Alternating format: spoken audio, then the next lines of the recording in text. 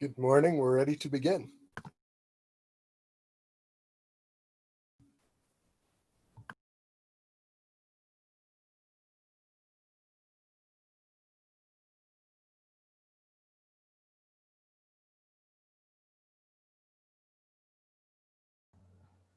Sorry, I was on mute. Good evening, everyone. Thank you for joining us at this 2020 People's Budget Town Hall. Some of you may have joined us at previous People's Budget Town Halls, so you will know that the People's Budget movement has been an incredible vehicle for our community and for an ongoing movement to build each year to win concrete victories at the moment when the Seattle City Council deliberates on the city's budget.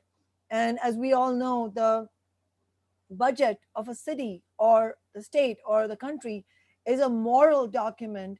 And as long as the wealth in our society is distributed unequally, and as long as working people, communities of color, marginalized people, and oppressed communities are suffering the effects of that inequality, it is absolutely our moral and political duty to fight for a budget that works for all people, that is a people's budget. And this year it's just incredible the moment in which we are having this discussion and how to get organized, because it's in the midst of this uprising around the uh, uh, the question of police violence, the endemic racism in the capitalist system. And at this moment, hundreds of thousands of young people throughout the country in multiple cities are asking themselves that question: how do we win many of our demands, like defunding the police by at least 50%? How do we win another incredibly important demand that has come since the Black Lives Matter movement really erupted in 2014 from the movement for Black Lives, which is the demand for an independent elected community oversight board with full powers over the police? How do we win a society that actually works for the vast majority of us? How can we eliminate police violence and oppression? And can we indeed have a society free of police and oppression? And that's why I'm particularly excited today, because of the incredible lineup of speakers that we have, who are themselves going to provide their own perspectives on why their organizations, the communities they are building, why they are fighting around many of these issues, and also what they think it will take to win many of these demands, and how we can build the solidarity.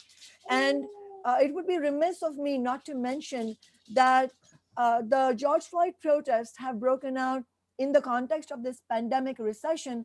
And so I think in the minds of many people, especially the young activists who are getting politicized and radicalized through this movement, is the connections between police violence under capitalism and inequality and economic exploitation under capitalism.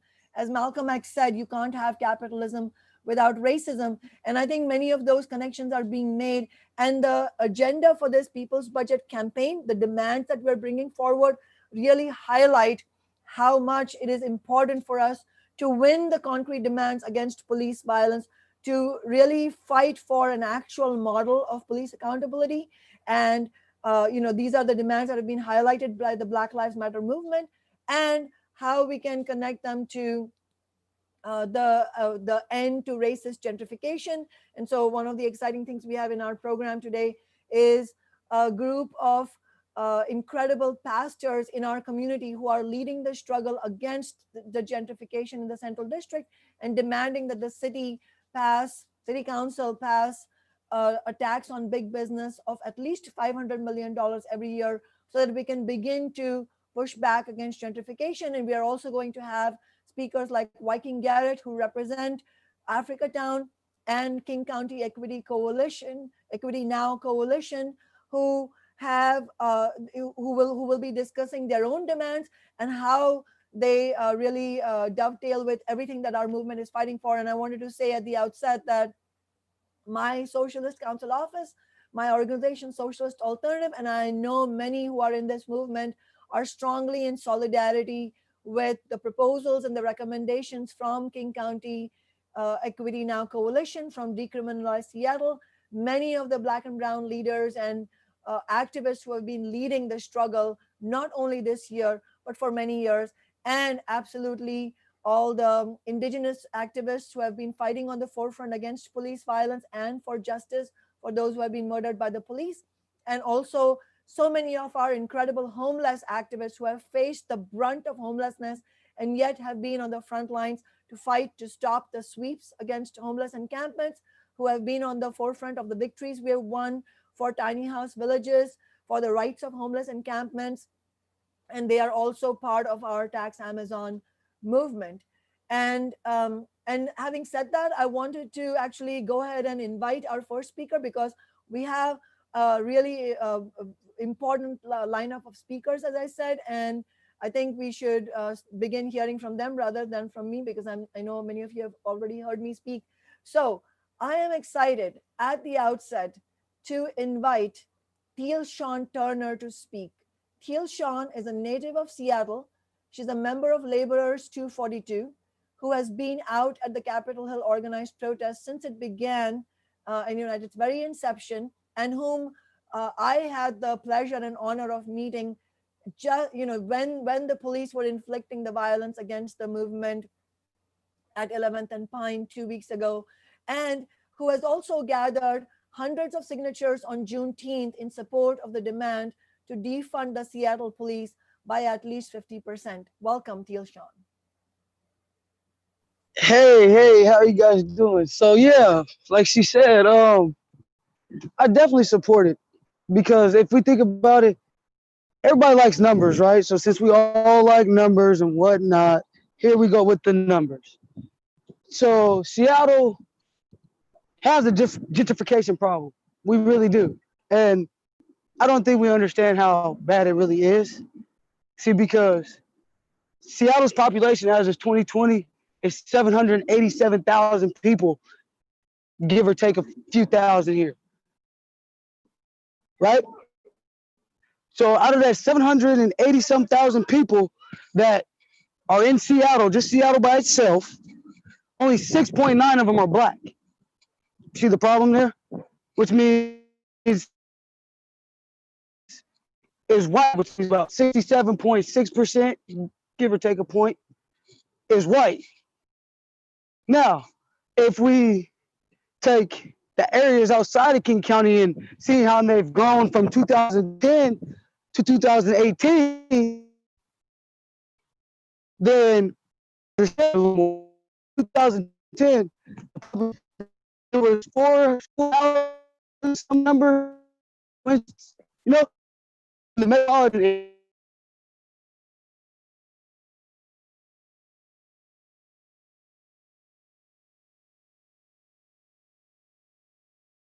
being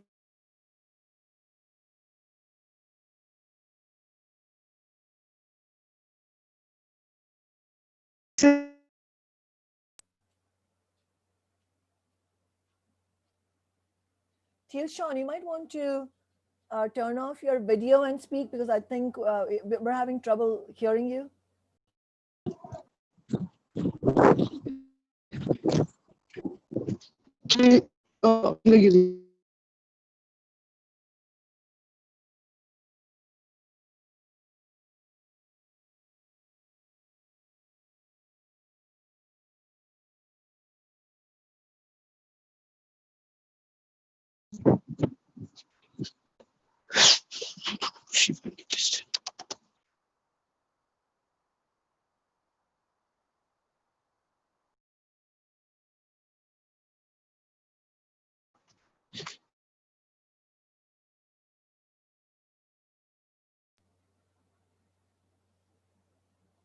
We can't hear Teal Sean. We should probably go to the, oh, there she is. I can't, you're muted. I can't hear you. Go ahead, Teal Sean. Yeah, I think you're muted. I can't hear you. All right. Sorry about that, guys. But yeah, so moral of the story is if we take at least 50% of the police budget, they get $410 million a year right now, annually, which is way too much for the police. And since we all like numbers, I'm gonna give you guys some. Okay, 82% of that budget of $410 million or $306 million spent on salaries, benefits, and overtime for 2,000 people. Now, I don't know about anybody else, but that to me is a bit excessive. $306 million for 2,000 people, that's ridiculous. Hell, I mean, defunding by 50% is a great start, but I would really like to see like a little more, but it's a great start though, because you can take that money you take from them and put it back into these black communities. There's no our communities, okay? Because these ain't been our communities since the beginning of time. Everybody wants to talk about our community this, our community that. Okay, great. Well, our communities aren't getting murdered. Our communities aren't facing sentencing disparities. Our community profile. So when you talk about these demands they want, be specific. Be specific with your demands. Because you guys keep talking about our community. Okay, that's great. But what has our community done for the black community? And the black community is what really needs that money. You know what I'm saying? It's not about our communities anymore. Because our communities had a chance. Our communities had a chance to take care of each other and they didn't. So now, taxing Amazon, we're well within our rights to say, well, this first round of money we're going to put into the Central District or we're going to put into the South End to go towards schooling or family services or social services or whatever in black neighborhoods. Don't get this money. Don't try to defund them and take the money and put it to communities that ain't black communities, because that's not where that money needs to go. So for all you black community leaders out there that are supposed to be black community leaders, whatever, that's cool. But do right by your black communities, because helping every community is not going to help the black community. We've been helping every other community. Why can't we help ourselves? See, because we're the ones getting discriminated against. We're the ones being murdered. We're the ones that the harassment happens to. We're the ones. You guys want some more numbers? Here goes another number. 21% of the police time is spent doing mental health stuff. 21% of their time spent transporting and dealing with mental health stuff. So we have to pay them $410 million to spend 21% of their time dealing with mental issues, mental patients, or people with going through mental crises. Okay, here's another number. 31% of the time when the police points their gun, they're pointing at a black man or a black person. Since we all like numbers, that's a solid number you can Google and see for yourself. So when we talk about taking this money from Amazon and the police, we need to talk about putting it back into black communities to sustain black communities, because Rainier Beach High School is known for nothing but sports. And that's not right, because I know a bunch of brilliant kids that go there. They're brains and they're smart. They're smart, but they get silenced because that school is only known for athletics. So you mean to tell me that I can send my nephew there and all they're going to think of him is, oh, he's going to be a football player, or he's going to be a basketball player. They won't think he wants to be a doctor or something. No, because that's not what the system was designed for over in this area, in the South End of Seattle. That's not what the system was designed for. It was designed for these kids to either go to school or be in the streets. That's what it was designed for. And it's working how it was designed. But here's the problem. I'm tired of it, because that education street prison pipeline is real. I'm a product of it. So it's real. And I'm tired of seeing these young kids go through that pipeline when they don't have to, when they can have the same opportunities as a kid in Redmond or Bellevue. If we can all come together as a collective, as a whole, as a unit, cohesively, and defund the SPD and tax Amazon cohesively as a unit and put it back into these black communities. That's how we affect change here in Seattle. That's how we do this together. It's no black over white or white over black. No, as much as I'm pro-black like anybody else, but I'm smart enough to know that we all have to do this together. So let's all get out here and do this together, hand in hand, differences in opinions or not, cohesively together, and let's defund the police and tax Amazon and put the money back into these black communities where it's needed. Because if we're not gonna put the money back into the communities, the black communities where it's needed, then what are we gonna do with the money, huh? According to the mayor's proposal, she wants to take money from every other department but the police. think she's proposing between a 5 and a 10% budget cut for the police. What? $20 million. What is $20 million a year gonna solve? Let's be real. It doesn't really solve much in this city, because from what I'm hearing, Seattle's gonna be about $300 million in debt after all this COVID stuff anyways, probably a little more now.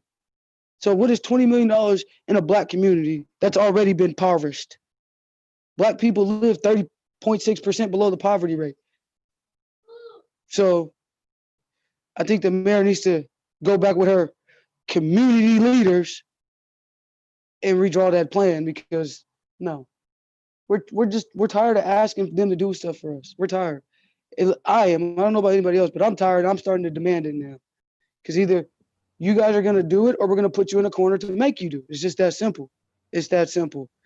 So either be on the right side of history or be part of the problem. And the right side of history will be to defund SPD by 50% and tax Amazon. It's a no-brainer. If you have to think about it, then you're obviously not here for the right reasons, and you really should go educate yourself a little more and get on the same page and get here for the right reasons. Because these Black communities have been impoverished by the city for so many years. And it's just, we're tired of it now. Now we've had it to the point where we're just tired of it now. We're not going to put up with it anymore. So now it's on us as a community to put pressure on these politicians to actually step up and do what they're here for, because we elected them. We put the politicians into power. That is, us as people did that. So now it's on us as people to make them do what the people want. So let's defund SPD by 50% and tax Amazon, guys. And let's get all on the same page. Differences in opinion and all, we still got to do this together as a cohesive unit, regardless of, we don't have to like each other's opinions, but let's do this together, because that's the only way. We all got one common goal: for Black lives to matter and to take care of these Black communities. We have the answers, so let's put them into play. Let's get on the same page and put them into play, and let's do it. Because a plan without action is just merely that, a plan. So let's get some action behind this plan. That's it. I couldn't agree more, Teal Sean. We absolutely need action, and only plans will not be enough. And I also really appreciate what you said, that we can't hear you. We can't hear you. If you're going to be with Black Lives Matter, then you have to actually, if politicians are going to say that Black Lives Matter, then they have to fight alongside us and stand with the movement that is demanding defunding the police by at least 50% and taxing Amazon, so that we can begin to address the affordable housing crisis. And in fact, I think it's important to recognize the pressure that our movement has built on the establishment already. And we know that movements work. We just won, activists like Teal Sean, and actually our next speaker, Tristan Spears, have been on the front lines of fighting directly against police violence, getting maced and tear gassed every night.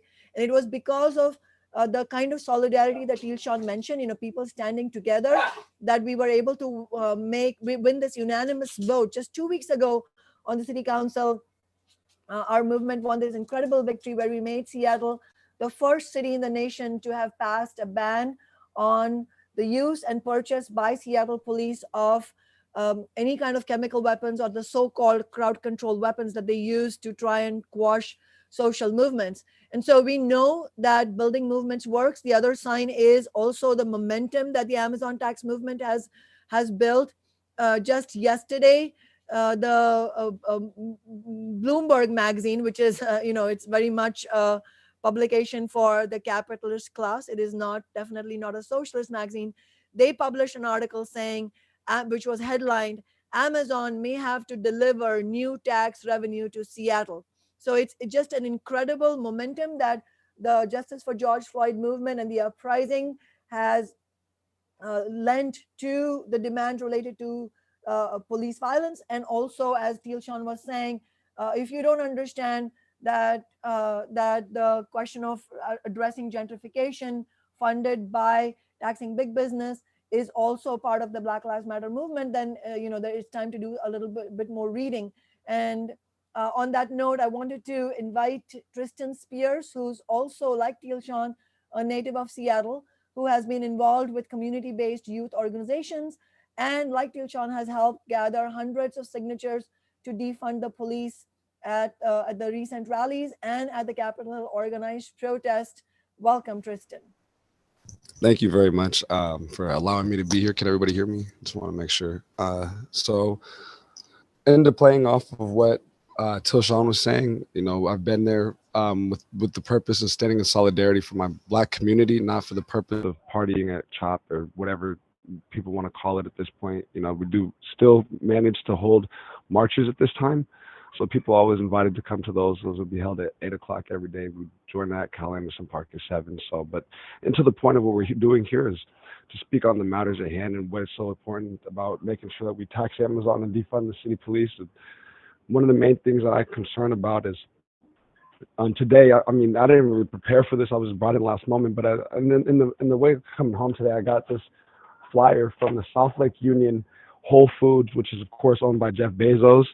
And it's due to the fact that they were, stigmatizing employees for wearing face masks, COVID masks, which they want people to wear, that had slogans on them relating to Black lives after Jeff Bezos just donated $10,000. I'm sorry, excuse me, I lied, $10 million to these causes, but can't pay a lick of, federal or state taxes to. But I want, after last night's march, I saw some of his employees and just asked them for humor. You guys pay taxes, right? And of course, but Jeff Bezos doesn't.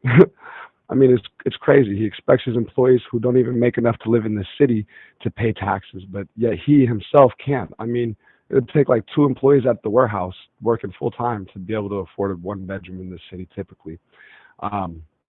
And then you think about COVID and what we're going through in the Black community of being the most affected, that 6% that Tilshon was talking about in our city could become lower. Just due to COVID itself. People got to remember that this is still going on, and bringing back the economy, starting with defunding the police is going to be huge. This is the most overpaid police force in the country. We're not that high violent city that people try to make us out to be. I've been involved in these streets for from growing up in them to trying to bring people out of them. This past years of being a father and seeing what my worth is in the community and what I can do for the youth, is especially where I try to target people while they're still young. So I know that that's where our focus needs to be. And for the city to not hand over the building from the youth center back over to youth care is a slap in the face to the taxpayers, because now that's one of the best organizations in the city, in the state for youth. And a lot of people rely on them for, you name it, as a child in the streets. And for the city to just back them down like that and not give them what they deserve is just terrible. So bringing these funds is essential. Keeping that police department is essential, because where else are we going to put them? You guys people want to sit here and make up what the problem is with having these people in the streets and hanging out and doing drugs all over the place, but you ain't making no solutions. You don't got no plans for it. So if you're just going to sit there and talk about it, stay on the sideline and watch, because these policies are going to bring forth change that are actually sound and quite possible. Like I said before, if you look at the World Trade Organization and how they brought back in '99 the little meeting they wanted to bring about here that Seattle stopped, that had an effect on the world economy. So we're just trying to have an effect on our local economy, and we have the power to do that here. And, with our council member Sawant leading this, last time we got it done, but it got repealed. It's going to be done this time on a better status because we have more support. We have the community backing it, and people want to sit here and pretend that they're not. But again, today, driving home here in South Lake Union, I'm watching these employees and people gather in front of the Whole Foods market and try to hand out these flyers saying that they're in support of solidarity with Black Lives Matter. So in regards to their policies, we want to hear more about why their policies and what their definitions for specific words are for why they're trying to harass employees for simply wearing masks that have words that say I can't breathe or whatever they might be. But another thing is we need to address the housing crisis here in Seattle, and these funds will go towards that. When I first moved back into Seattle after being homeless, I had hardships. For one, being a felon, for two, being colored. I didn't think I was going to make it, honestly, but there's by the grace of God, I'm here today. So I had to fight. I was denied, and I had to file a Seattle Office of Civil Rights complaint because I'm not just going to let my rights be overridden on me if I can do something about it, you know. So I went about that route, and it's just sad that I had to go through that route for when I was already right to get what I was already due. Because I mean, it's the first come first serve policies here in Seattle, and they're still cherry picking. If you're colored, they just don't want you. You're not desirable. But yet here in this city, this is the only place in the Pacific Northwest region when we're the Oregon Territory that Black people could live, you know. My grandmother's church was gentrified here in the Central District, so I know how this feels, and I'm trying to fight to come back. This is ridiculous. So, you know, taxing Amazon, defunding the police, again, like I said, is essential. Keeping that police department for our youth to have a place to go to so that they don't have to belong in these streets or feel that that's the only place they could turn to because home isn't welcoming. It's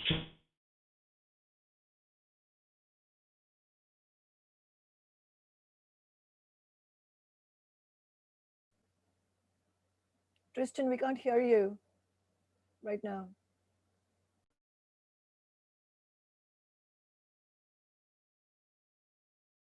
one. Anyways, so if we're being lied to by our government, we really can't trust them.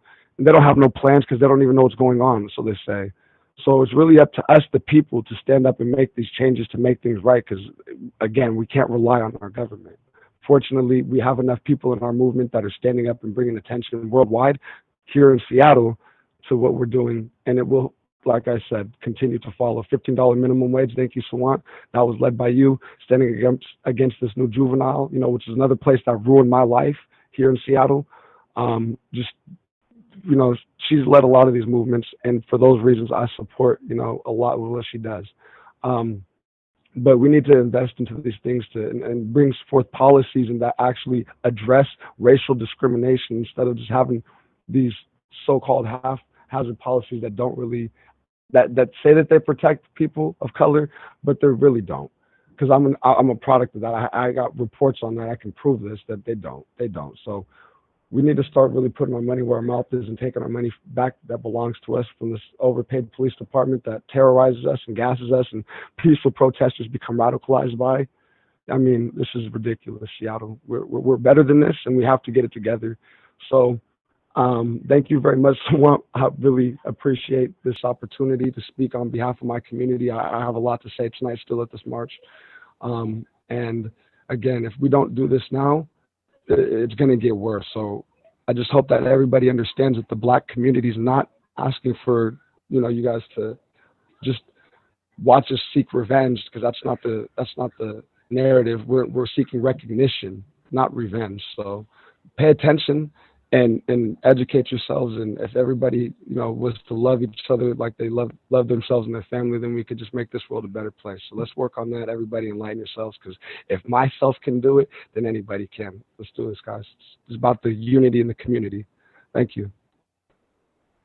Thank you so much, Tristan. I really love that you talked about unity, I and can't hear also you. as you I'm sorry. can everybody hear me?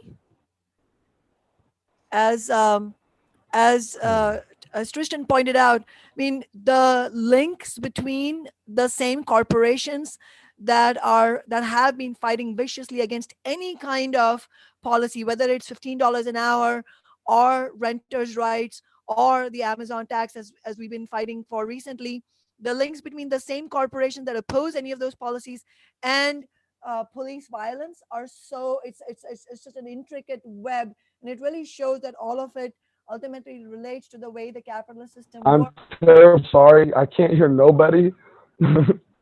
Black Lives Matter.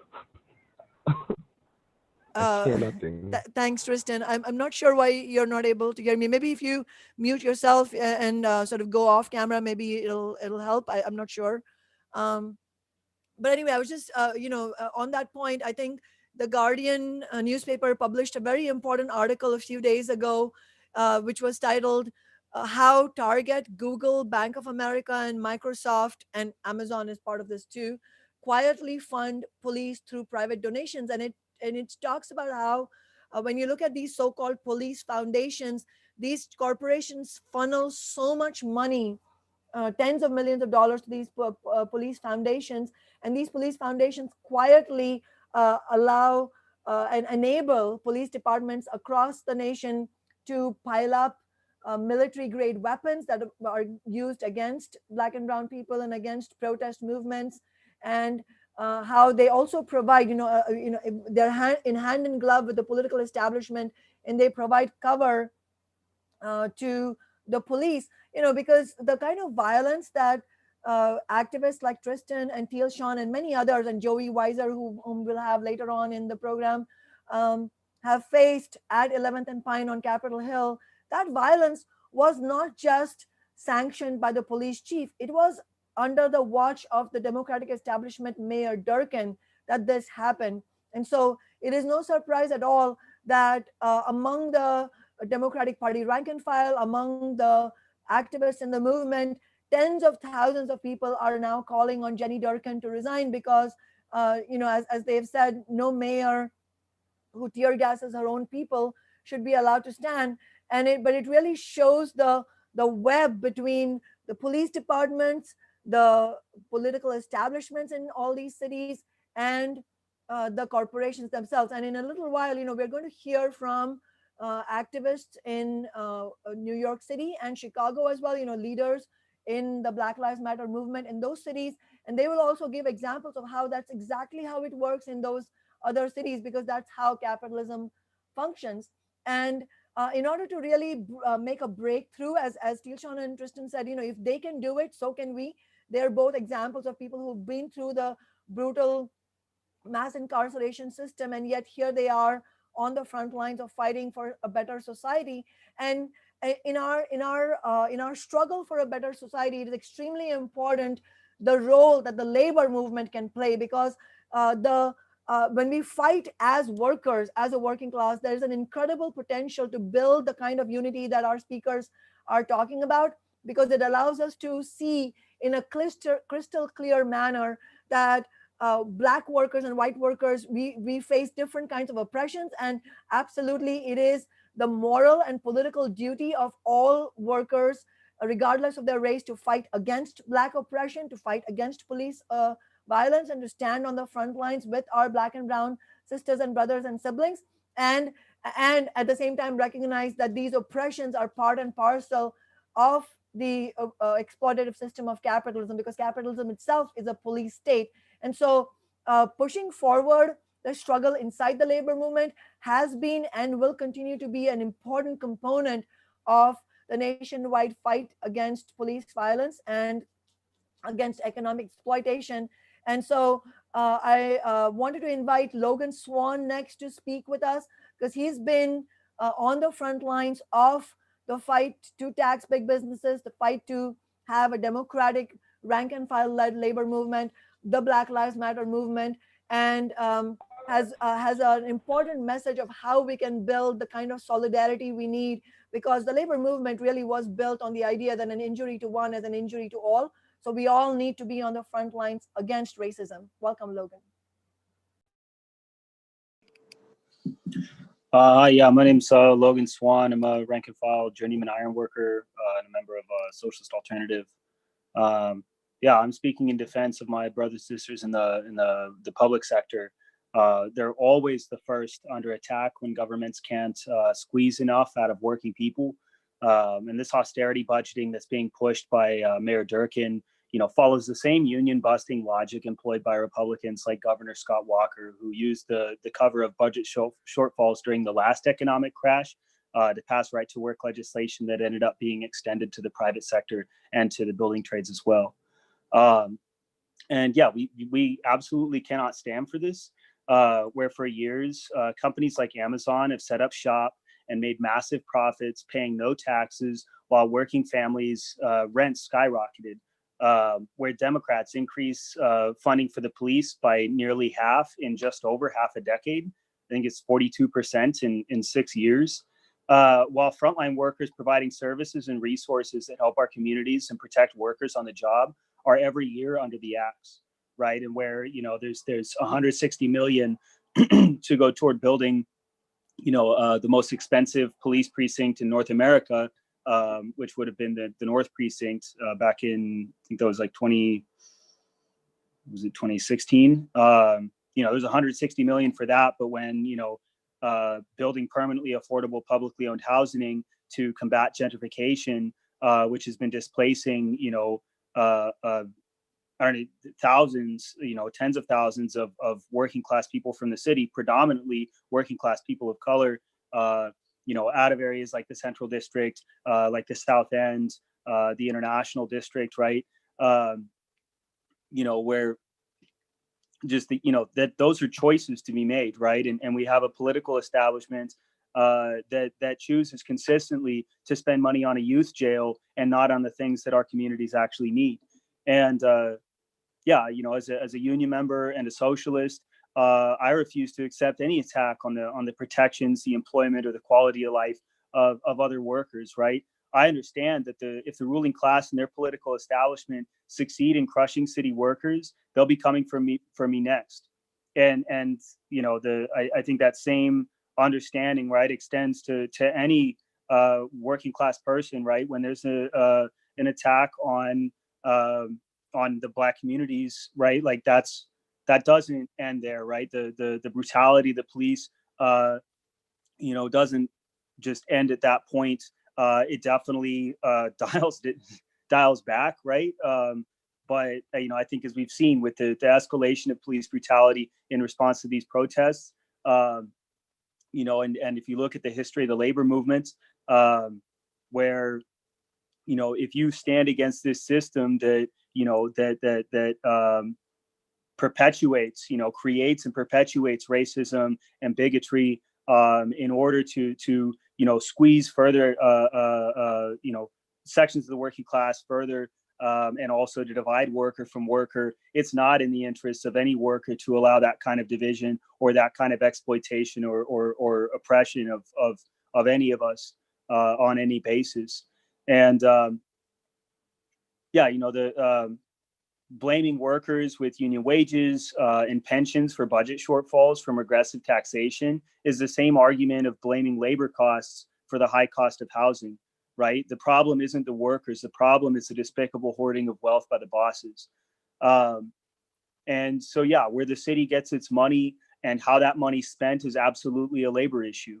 So I appeal to city workers and their unions to join our people's budget to fight the mayor's austerity. I would also appeal to the Martin Luther King County Labor Council and all unions to stand with our sisters and brothers in rejecting this anti-worker proposal from the mayor, and to throw the weight of our collective power into protecting them and protecting the many workers in the city who benefit from the work that these public sector workers do. And I think that our labor movement here in Seattle took an incredible step forward. Just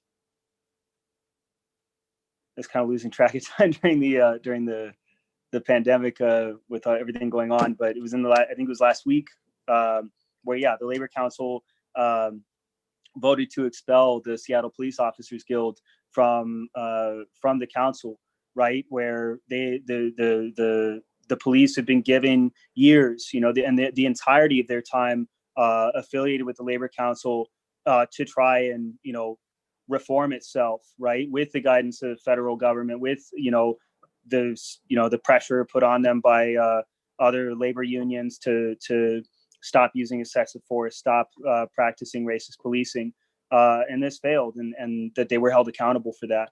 But we're not done there. I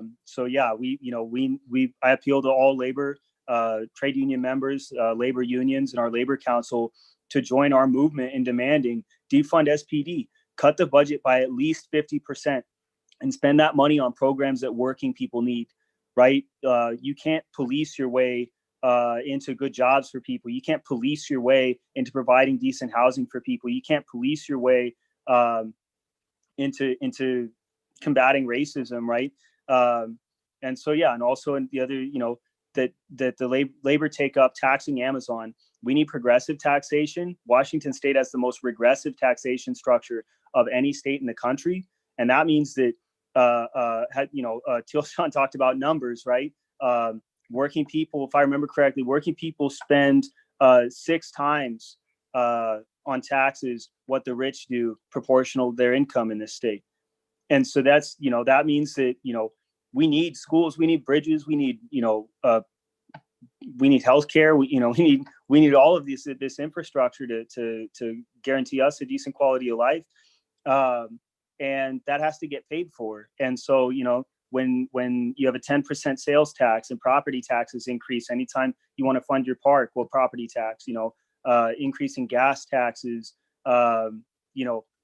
I think we see that people are rejecting that burden being put on regular people, but that, we can't do without those services, especially when cutting those services isn't a colorblind issue, right? There are communities that have been historically deprived of the resources that they need.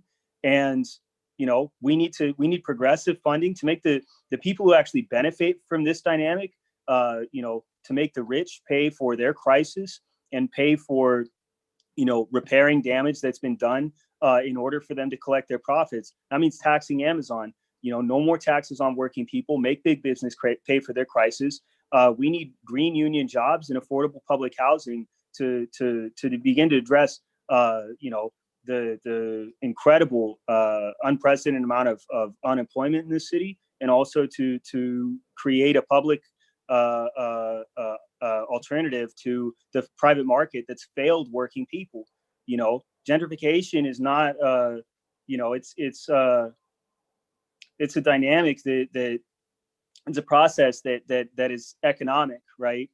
Historically, in Seattle, we saw there's still the legacy of redlining of districts that cut off sections of the city so that people couldn't live there if they were people of color, if they were Jewish, right? But those laws have been off the books for quite some time, and yet still, we see frankly racist budgeting, and a racist anti-worker distribution of the resources that ultimately working people like ourselves create all of those resources. And so, I think putting forward a demand that these be distributed based on need and to meet human need is a step forward. Because I agree completely with Tilshon, where it's like you can't say you can't get up on a stage, especially people with the power to vote on these budgets, who and to introduce amendments to make them benefit working people and communities of color, right? You don't get to just come out and say Black Lives Matter and then go back to doing the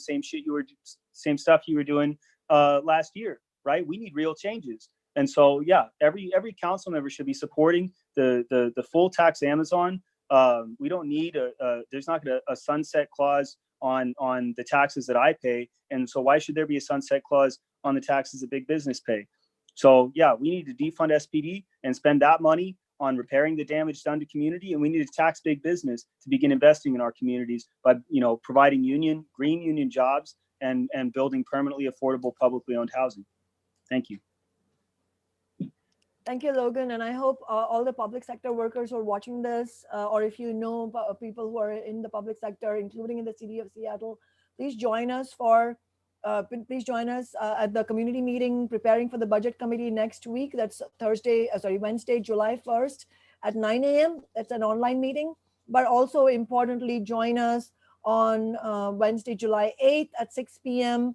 for the organizing meeting, because we need to get organized. And Mayor Durkin says the budget cuts are unavoidable. Absolutely not. That is a complete lie, especially in a city as wealthy as Seattle. The budget cuts are completely avoidable.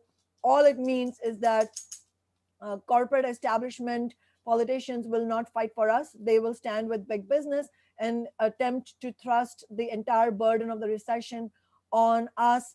And who do you think faces the worst hammer blows of budget cuts? It is our communities of color. So the same people who face police violence are also the same people who are going to be on the front line of facing job losses, of facing furloughs, mandatory furloughs, and everything up to food insecurity. And so we are talking about real problems in a very wealthy city, and we need to fight back. And that's what it means for us to say Black Lives Matter. So very quickly, I wanted to let all the speakers know we have many speakers here, and unfortunately, not everybody will be able to speak for too long. But we thought it was important, even if people speak for short, for a few minutes, 2 or 3 minutes or 4 minutes, I think it is important that we hear the entire spectrum of voices. So I just want to read the list of names so the speakers know where you are on the speakers list. Next, we'll have Algier Hawkins, and I'll introduce him in a second. Then we'll have Joey Weiser, Ryan Watson, Dan Mcgraw, Hannah Lake, Josh Castle, Violet Levitine, Maya Garfinkel, Asaya Corbray, Reverend Robert Jeffrey, Reverend Kerry Anderson, Reverend Angela Ying, Deepa Sivarajan, and that's going to be an incredible spectrum of our community. It's a multiracial working class community fighting for racial justice and for economic justice. So it's my pleasure now to invite Algier Hawkins, who is a member and organizer of Socialist Alternative in New York City. He is also a member of Socialist Alternative's National Committee, which is the highest national leadership body in the organization. Algier traveled to Ferguson in 2014 following the law enforcement killing of Michael Brown, and to Minneapolis in 2015 after the killing of Jamar Clark. Algier has been a Black revolutionary socialist for 25 years and has written extensively on the Black freedom movement and socialism. Welcome, Algier. Thank you for having me. I think it's important to recognize that the rebellion began 1 month ago today, actually. It was May 25th when George Floyd died by the hands of law enforcement in Minneapolis. And this rebellion has placed a major question on capitalism, American democracy, can it produce a dignified life for working people, the poor, and particularly the oppressed. If we think about George Floyd, he encompasses 3 processes that we're living through right now. On one side, he was COVID-19 positive, probably asymptomatic. Also, him being a Black man within the United States, and that he was accused of having a counterfeit $20 bill, which showed the precariousness of the economic reality for many working people and poor people of this nation. And the demands of this rebellion has placed a bullseye on the very nature of neoliberal capitalism, the system based on profits for a super elite, particularly the Jeff Bezos, who's about to become the first trillionaire in human and world history. So it's going to be very important, I think, to fortify our rebellion with organization, political clarity, program, and strategy to win actual material gains for ordinary working people. The beauty of this moment is that overall, in all 50 states and even around the world, the rebellion has been multiracial. It has been working class. It has been young people led. It is centered around people of color in particular. And this has struck the fear of God into the political and economic establishment of this country. And we've seen a small segment of the labor movement has stood up and talked about and rejected the very insidious role that the police unions play within the labor movement. While at the same time, as Shama pointed out, that Amazon and some of the major corporations in this country giving millions of dollars to the various foundations and benevolent associations of law enforcement and of police unions. What has also emerged is the fact that our workplaces, which is probably the most integrated place in society, but is also a place where it is controlled. It's a dictatorship of the bosses. And so if we can combine our struggle around workplace demands and social struggle on the street, and this has been done historically, we can in fact produce a powerful force that can be a counterweight to the open attempts of co-optation by the Democratic Party, by the various appendage organizations and corporate America that's given close to $2 billion to various social justice organizations and BLM affiliates. We also have to reject the performative acts of wearing kente cloth and kneeling, while the same forces that do that will, in fact, put forth a austerity budget that will cut key social and public spending for working people, the poor, and specifically people of color. Thousands of layoffs, particularly in the city that I'm born and raised here in New York. 22,000 is being suggested that the public sector will lose in jobs. The increased amount of unemployment as the lines grow, as people try to find some level of relief because of the economic crisis. So I've been a Black socialist for the past 25 years. And so Black Marxism and socialism has been in the United States since the early 1900s. And so the struggle for education and jobs and housing and healthcare is the cornerstone of us engaging in a struggle to dismantle the institutions and the edifice of racism, of hate, and capitalist oppression. And so the struggle for a people's budget and the movement for a people's budget to not only tax Amazon, but to also defund the police by at least 50%. We are seeing a campaign here in New York explode. There was a mass protest just today around the demand to defund the NYPD, which their budget is $6 billion here in the city. And so while we face a major budget crisis, and so it's going to be absolutely paramount that the way that we can strengthen our struggle is to invoke the words of the iconic Frederick Douglass. Power concedes nothing without a demand, never did and never will.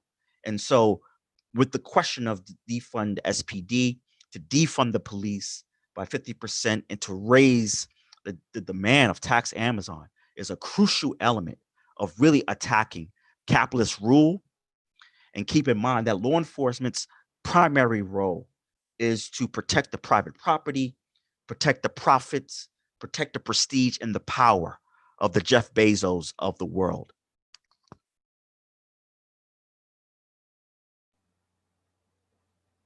Thank you, Algier. That was incredibly important for us to share the accounts of our experiences across cities. And it's important that Algier pointed out that this is the same situation in other cities. So imagine the kind of impact we can have if we are able to win both the Amazon tax and the strongest possible Amazon tax and defunding Seattle Police Department by 50%. There's no question that it will inspire future struggles in other cities as well, like we are inspired by struggles elsewhere. And so on that note, I wanted to invite Joey Weiser, who is a lifelong Seattleite who serves as the chair of communications for the 43rd Legislative District Democrats. His activism started with the death of Trayvon Martin in 2015, and he's been on the front lines of the recent Seattle protests, live streaming police brutality since day one. Welcome, Joey. Hey, thank you so much for having me. Can you hear me okay? Yes. All right, fantastic. Yeah, I'm out here right now at the Mohai Museum of History and Industry with several thousand Black Lives Matter protesters who are here in support of the LGBT community. I'm here as an individual representing, but I appreciate you guys' time. I wanted to speak to y'all as a member of the 43rd. I'm the communications chair, and 2 weeks ago, I was proud to join with other Democratic leaders in the 43rd and the 36th Legislative District in passing a resolution. And we got to sign a letter calling on Mayor Durkin to resign over her handling of the protests and her refusal to defund the Seattle Police Department. So I wanted to read that letter aloud for you guys and then run back over to the protests, if that's all right with you. It goes like this: to Seattle Mayor Jenny Durkin and Seattle City Council members. We, the undersigned, call on Seattle Mayor Jenny Durkin to resign from office or the Seattle City Council to remove her for Mayor Durkin's failure to stop the Seattle Police Department from engaging in violence against its residents, for her failure to protect the safety of our communities, specifically our Black community, the homeless, and peaceful protesters, and for violating the accepted standards of our community by excusing and defending the violence used against our families, friends, and neighbors. If Mayor Durkin refuses to resign, the Seattle City Council must remove her from office according to the provision of the city charter. Her removal will enable her successor and the Seattle City Council to heed community demands to defund the police, to protect and expand investments to make our community safe, and to not prosecute protesters. Mayor Jenny Durkin was elected by Democrats, and we feel obligated as Democrats to address her failure both to protect both to protect protesters from violence caused by the Seattle Police Department and to respond to the demands of protesters and Black-led community groups to defund the Seattle Police Department, invest in Black communities, and release all protesters. Just like it's the responsibility of white people to address the systemic racism that we created and benefit from, we also believe that allies should do the work to keep political pressure on a mayor elected mostly by Democrats.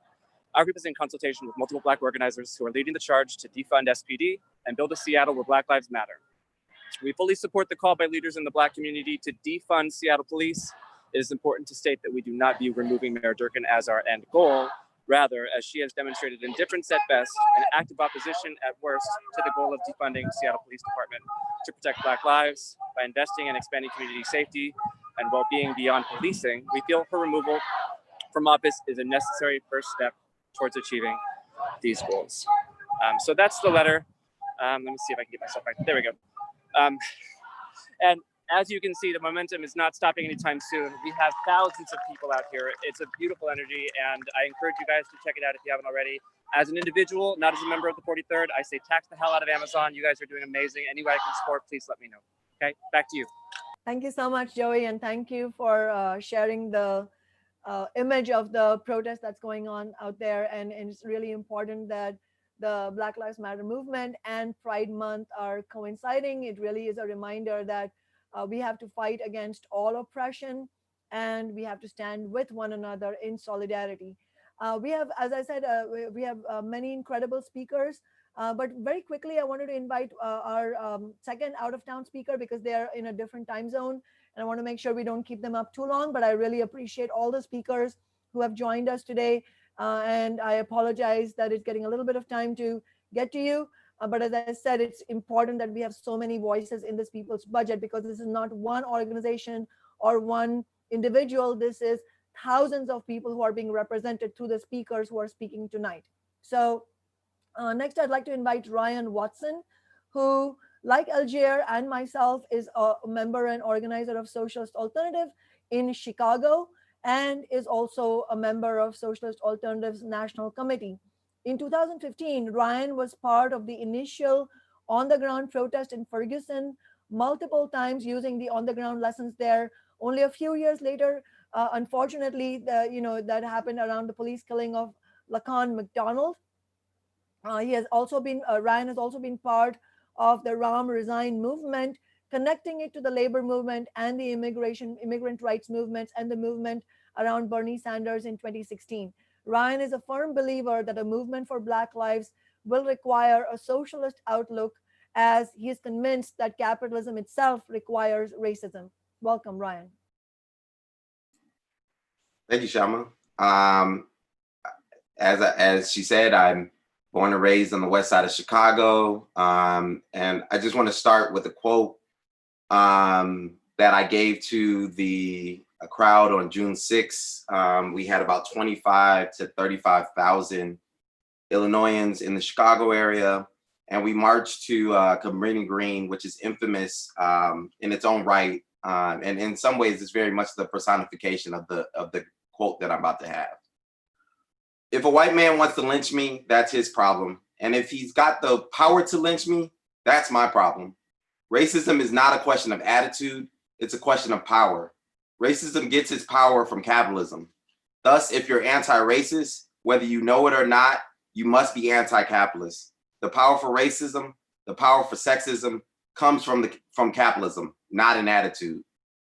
And that's a quote from Stokely Carmichael that has stuck with me since the moment that I read it. And this quote and many others, readings from Frederick Douglass, like what Algier put forth, Claudia Jones, Martin Luther King, Ella Baker, Malcolm X, Fred Hampton, Fannie Lou Hamer, Angela Davis, Huey Newton, and so many more are why I think that it's for true emancipation of Black people, it must be tied to the liberation of all working people.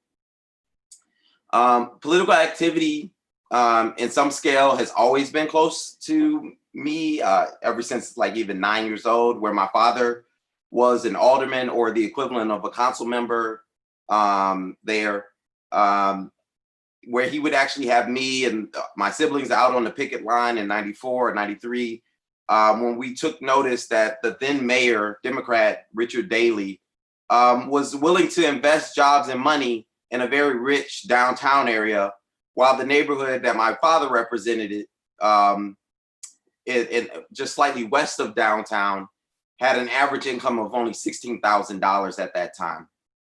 My father took a clear stance that Black Chicagoans deserved the same level of investment that the North Side and downtown had.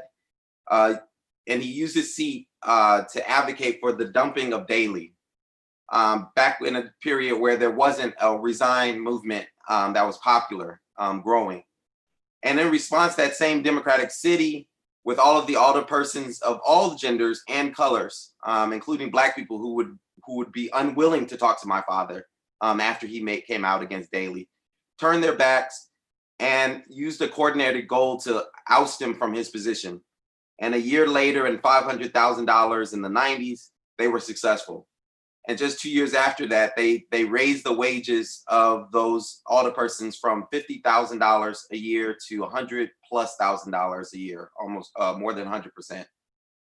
20 years later, that the rally that I spoke at, which had 20 to 30,000 people, was in the very ward of that same alderman. And that man has been in that seat for 26 years.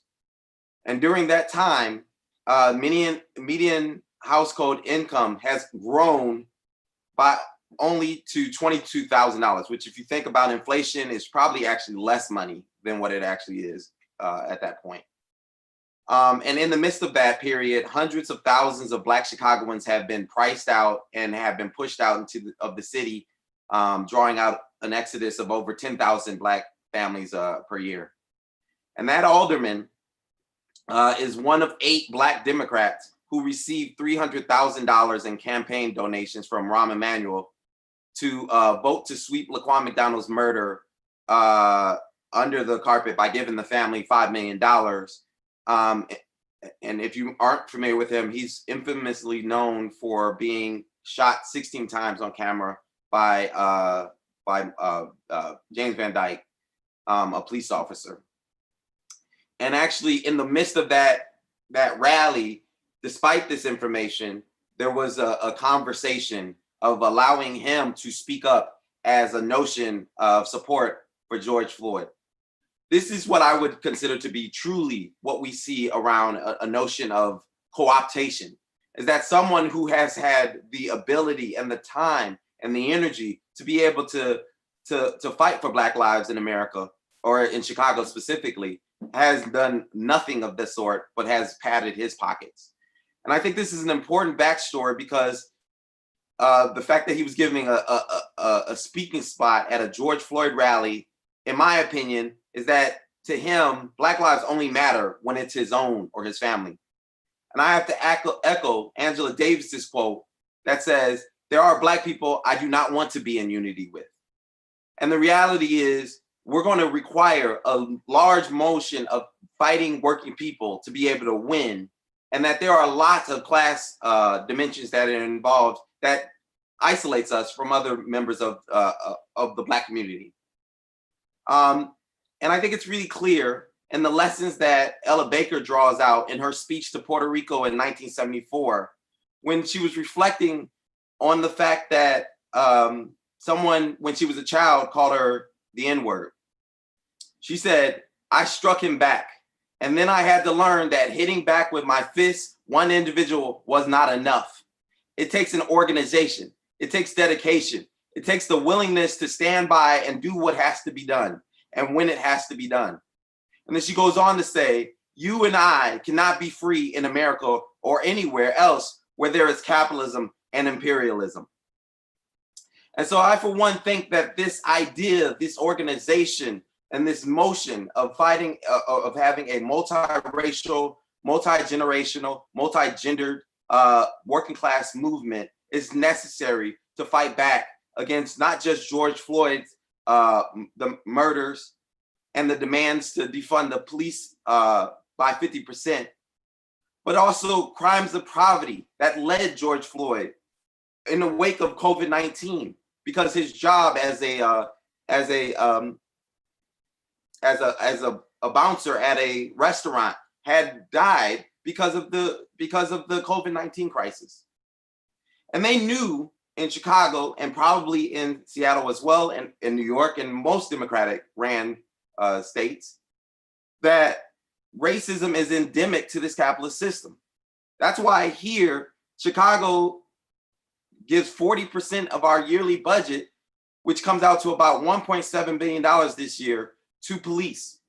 All the while, just last October, we saw that that Chicago told public school teachers when they asked for nurses, when they asked for librarians, when they asked for higher wages and smaller classroom sizes, they said Chicago was broke.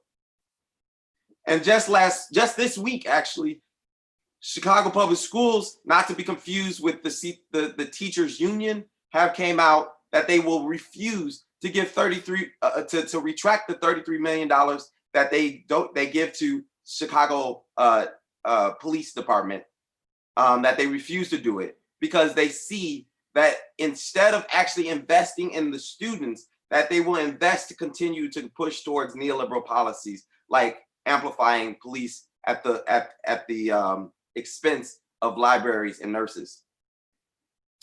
So this could be said to be true in many of the lives murdered by police, vigilantes, and others, from Tony McDade to Alawantoin Salone, who was murdered in Florida while she was homeless. We can and should call for the jailing of all of those cops, those vigilantes, and those people who commit murder within the community. But it has to go further for real justice to happen. Real justice is no lives lost to police, no lives lost from homelessness, no lives lost from austerity, often overwhelmingly from the money given to police officers, no deaths from COVID-19 or cancer or any other health-related issues. We need an independent, transparent, community-led investigation with teeth, including hiring and firing officers and the power of subpoena. And we need that also independent to be able to determine the budgets for police officers. And we need to end the needless deaths in Black America due to those austerity and the lack of affordable quality healthcare.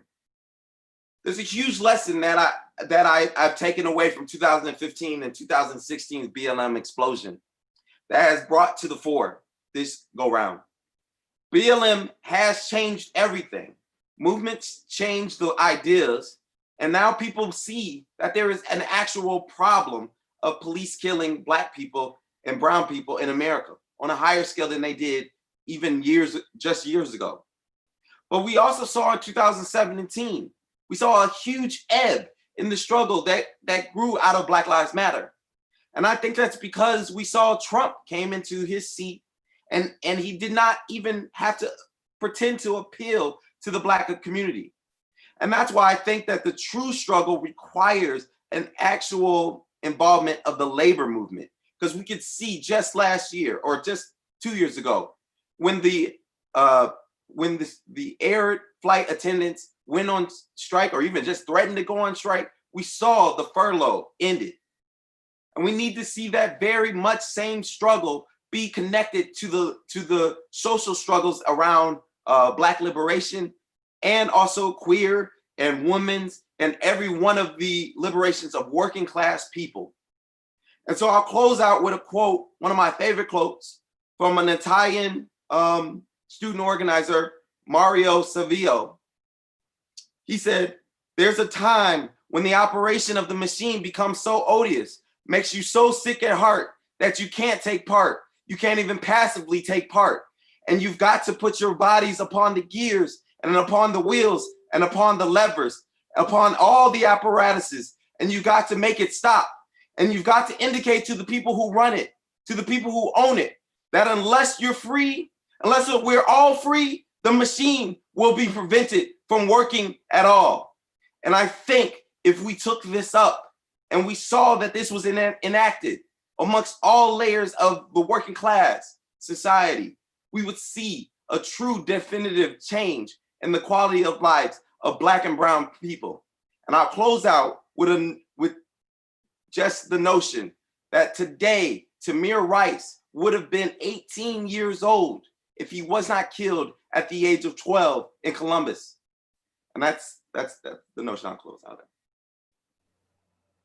Thank you so much, Ryan. It was just absolutely inspiring, and the reminder that the lives of young people like Tamir Rice are being lost because of the way the system works. And I think that really helps provide a strategy for how we can win our concrete demands right now, right here in Seattle, during the People's Budget Movement, as the City Council gets ready to vote on a budget. And what is going to be a moral budget in the context of politicians saying Black Lives Matter?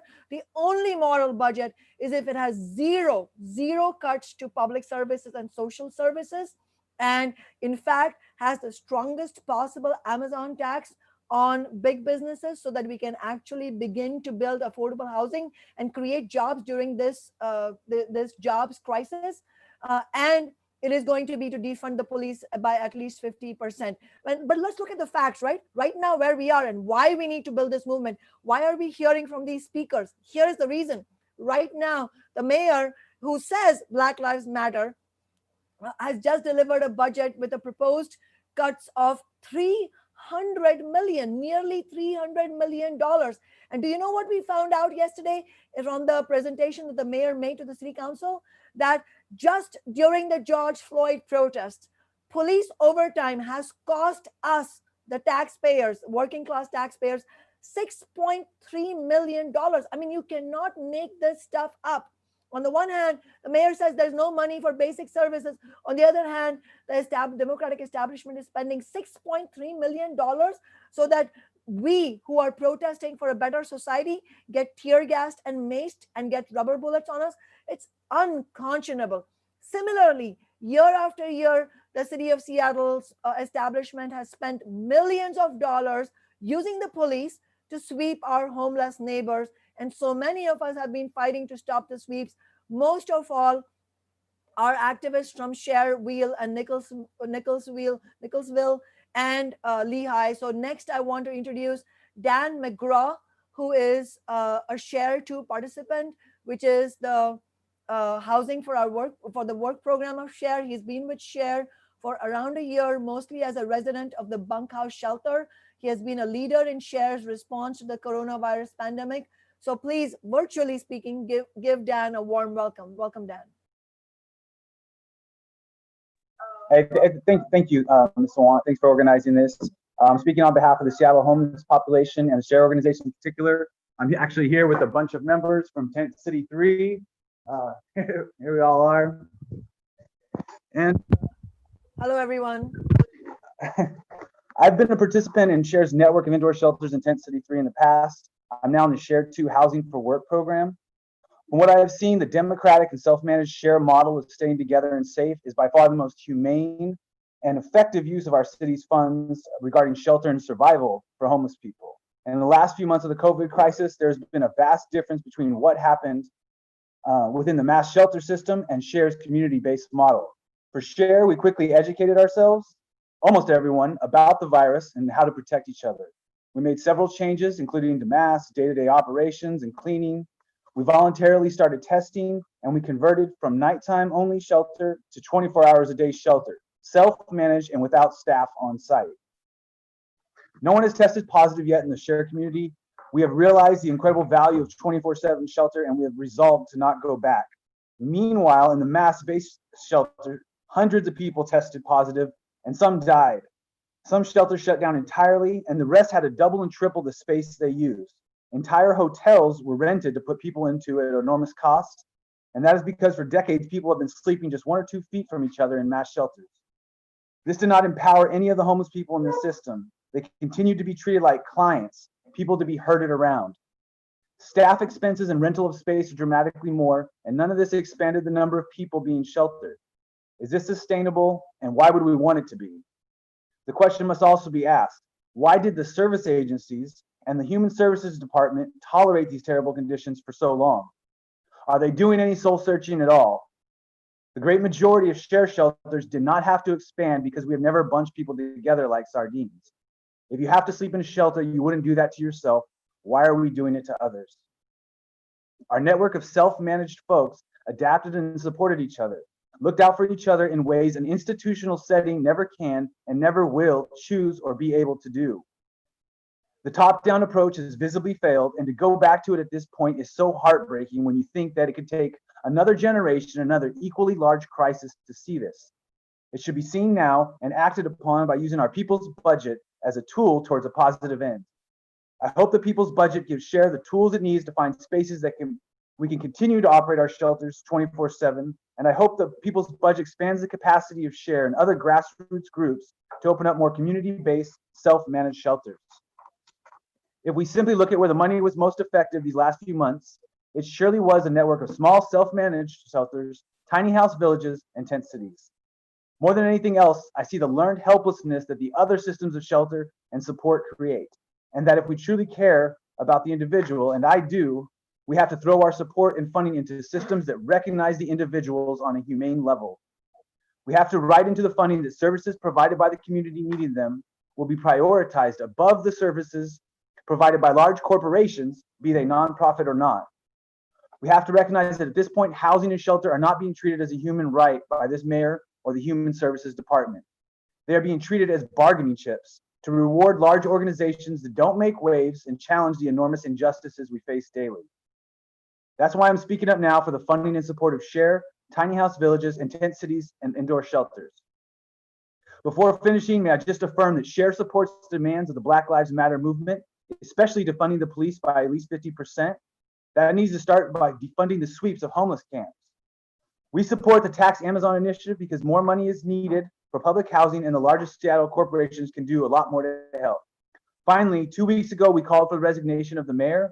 The injustice and inequality the homeless community suffers are far different than the racism against Black people by the police that started this movement for change, but we're still in it together. We will not forget that an injury or injustice to one is an injury to all. Thank you for the opportunity to speak. Much appreciated. Here's everybody.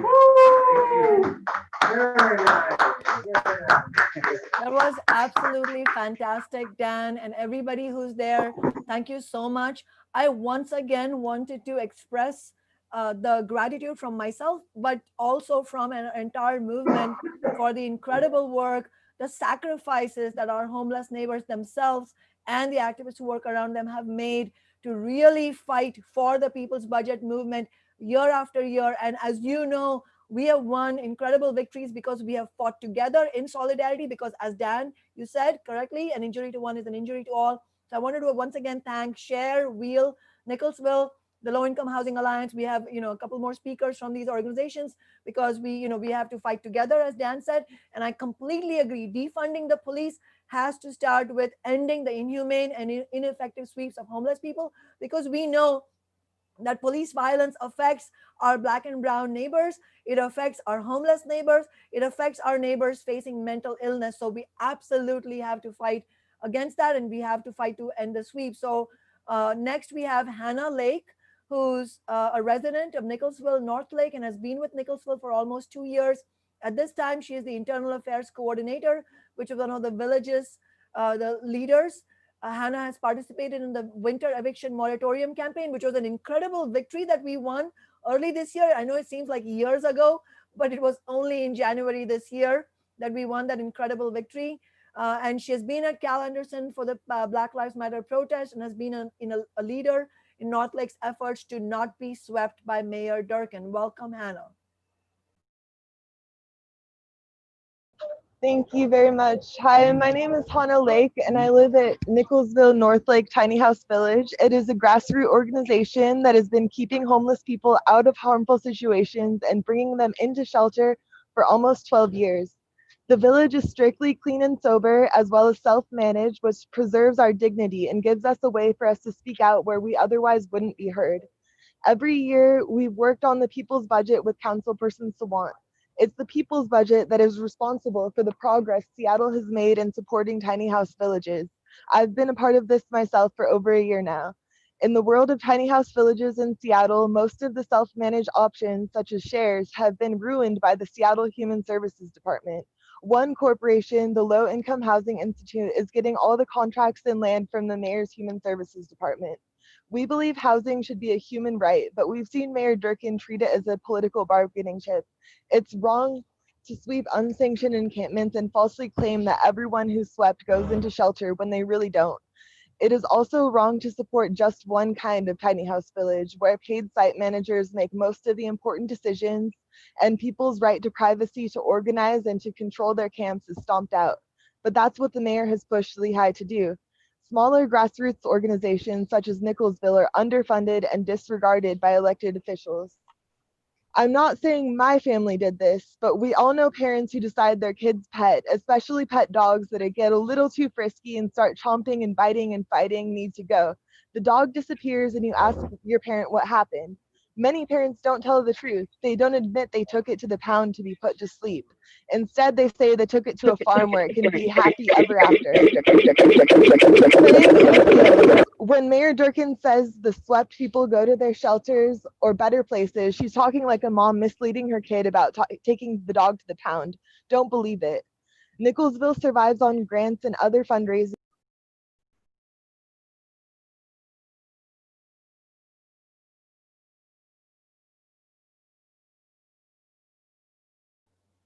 Hannah, we can't hear you. Oh, Nicholsville survives on grants and other funding, but it is definitely a struggle. Nicholsville needs city land and support. The other struggle we face is that our North Lake Village has been fighting to stay on the otherwise unused city land we are now on for over a year. At this point, the mayor's people say will be swept in August, and we are unsure of where we can move.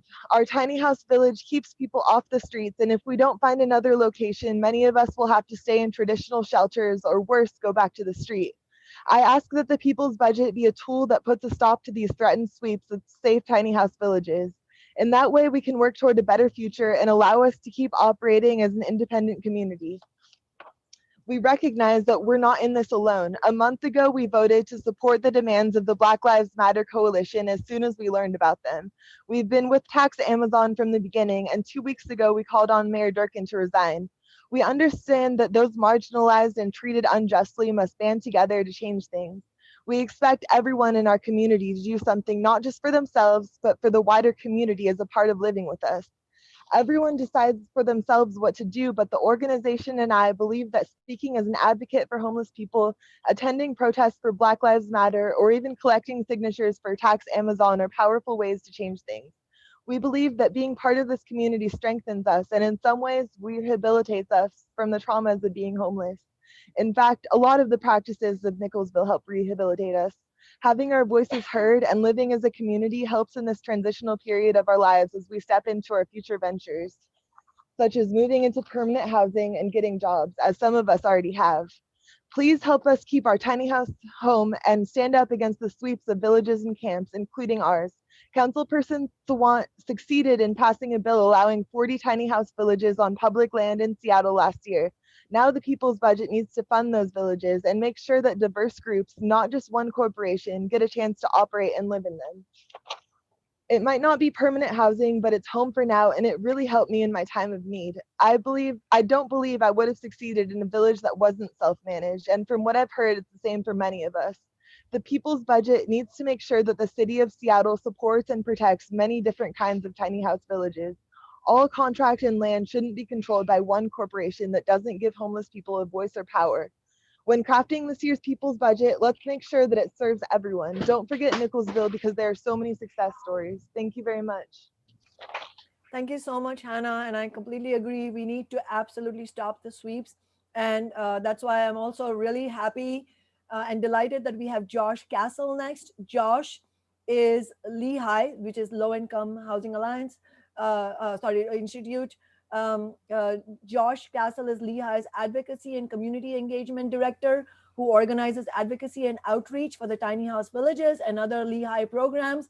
And I'm just personally delighted that Josh is here because I've known him as an activist and as an organizer for many years. So welcome, Josh.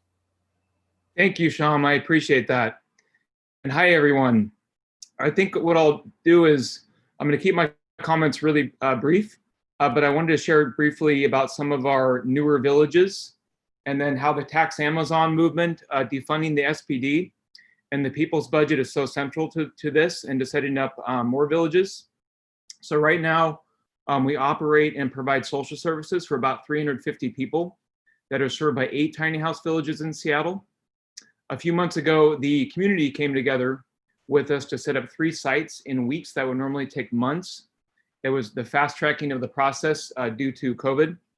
So one of those is TC Spirit Village that opened on April 15th at 22nd and Cherry. That one is sponsored by the Christ Spirit Church. It serves specifically African Americans, Native Americans, and Alaskan Natives. So as a lot of you know, the people of color are overrepresented among the homeless population. Black families are 7 times more likely to become homeless than white families. And African Americans account for 13% of the general population, but represent 40% of the homeless population. So we wanted to set up a village that was specifically going to address that major issue. So the group in the central area, a bunch of neighbors and the whole community came together and wrapped their arms around this village, TC Spirit Village, and set it up in about 4 weeks. So it now serves and provides tiny homes for 30 people. So with 2 other sites that were set up about the same time, Lake Union Village was doubled in size from 20 to 40, I believe about 45 houses. And then a enhanced shelter opened in the North Seattle area called Lakefront Community House. So between these 3 sites, we were able to get, and this was all neighbors in the community that were so crucial to building these and coming in and painting and landscaping and doing the construction. So we were able to get 95 more people inside in about 4 weeks. So we know that these things can be set up quickly. And I also wanted to mention that TC Spirit Village, we partner with the Urban League, the Seattle Indian Center, and Chief Seattle Club in the referrals for residents to that village.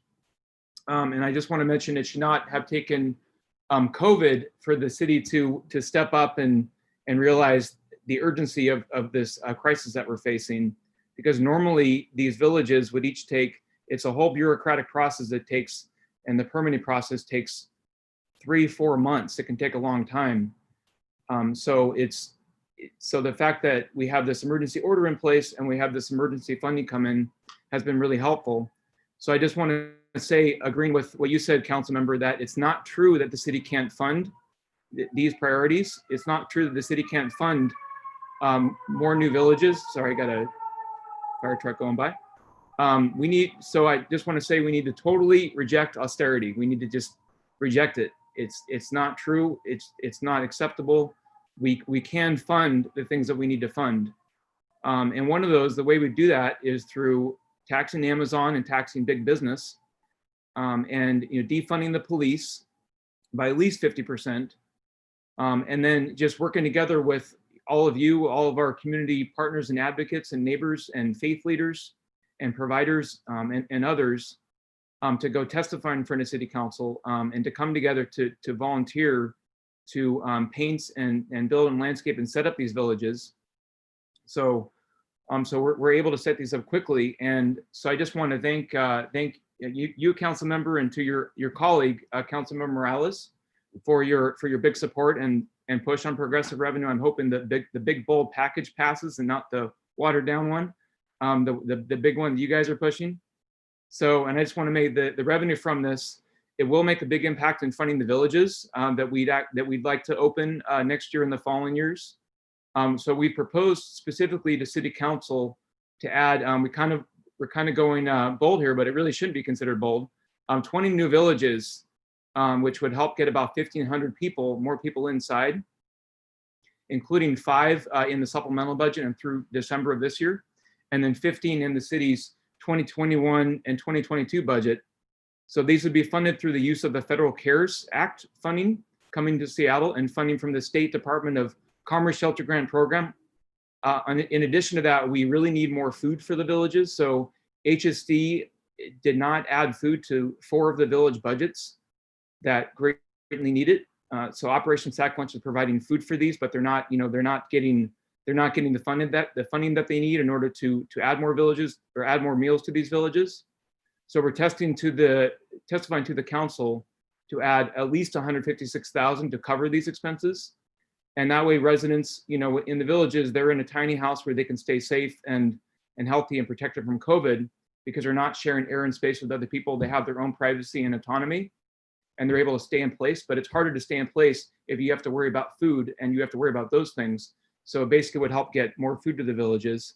And I just want to mention that the, you know, that this progressive tax, you know, 500 million will be extremely helpful to keeping the villages funded for years to come, to open up new villages, and to cover more, you know, more actual affordable housing and hygiene services like the urban rest stops, but other services provided by so many organizations and other greatly needed programs. And I just want to mention that we also want to partner with other service providers on this. So we work with Lifelong at 2 of our villages, and we've been reaching out to other providers as well to partner on operations and case management for the new villages that we want to set up. And then lastly, I want to mention that we absolutely have to defund the SPD by at least half and redirect. It's 400 million that they're funded, 25% of the city budget. It's ridiculous. So redirecting 200 million of that back into the Black and brown communities and into community investments and community interventions and things that actually help, you know, help with, you know, keeping people safe and protected and building up our communities, I think is critical. So, and Mayor Durkin's 20 million that she proposed is totally inadequate and not acceptable. So, and I just appreciate everyone's support on this. And thank you for giving us this chance today. Thank you so much, Josh. And as you and Leah have said correctly, just reject the austerity, just reject the budget cuts, because it's not true that the city does not have money. Defund the SPD to the tune of at least $200 million, which is at least 50%. And we need the strong Amazon tax, not the watered down Amazon tax, because you know how many dollars there are on the table is the real indication of how much Black lives matter, how much brown lives matter, how much the city actually cares about the vulnerable and the marginalized. And so absolutely, please join us on Wednesday at 9 a.m. I know it's a lot of organizing, but you know what, as others have said, you know, power concedes nothing without a demand. It never has and it never will, as Frederick Douglass said. So we need to keep fighting, and we need to ramp up the fight as the city gets ready to vote on the Amazon tax. So my office will be bringing amendments to strengthen the tax. As Josh was saying, we need the community to rally around us. We need to get organized to a strong movement, make sure the politicians know that we mean business. And seriously, we have a city that is not funding the food for our tiny house villages, but they have $6.3 million to spray tear gas on us. Absolutely, that's not acceptable. We need food, not cops. So let's make sure Mayor Durkin and the City Council hear our message loud and clear. We need food, not cops. We need housing, not cops. You know, in preparation for our next set of speakers, first of whom is Violet Levitt, I just wanted to mention, we as working people, the marginalized, the poor, we are in such crisis because of the recession, not because there can't be another way, but because this is what the billionaire class does. And another way, in addition to everything we've talked about just now, another way in which the people's budget movement matters is because once the eviction moratoriums are lifted, and given how widespread the unemployment is, like the Great Depression level unemployment, unless we fight back, unless we build a massive historic struggle of renters, we are going to see a tsunami of evictions. And that's not me saying tsunami of evictions as a socialist. I read this in an article from the CNBC a couple of weeks ago. So even the business reporters are recognizing that there is going to be a complete chaos and crisis for renters unless we fight. And that's why it's so critical that we have renters' rights leaders here with us. So please help me welcome Violet Levitt, who has lived in Seattle for more than 38 years. She is the director of the Tenants Union of Washington State, which has done incredible work advocating for renters' rights. And Violet herself has been a real champion for rent control without loopholes. Welcome, Violet. Thank you, Shama. Thank you again. It's so great to hear all the speakers and talk about racial and social issues. I always like to say, people always ask me what is the root cause of homelessness, and it's racist and discriminatory behaviors. And I also, sometimes it shocks people when I talk about this, but African Americans has the highest rates of eviction. So racist behavior goes into housing, everything that we do. I'm glad we get to, in this time of, even though it's COVID, but I'm glad that this Black issue has been, to be Black in America today it has a death sentence on it. And we want to always talk about how do we invest and pour back into the community.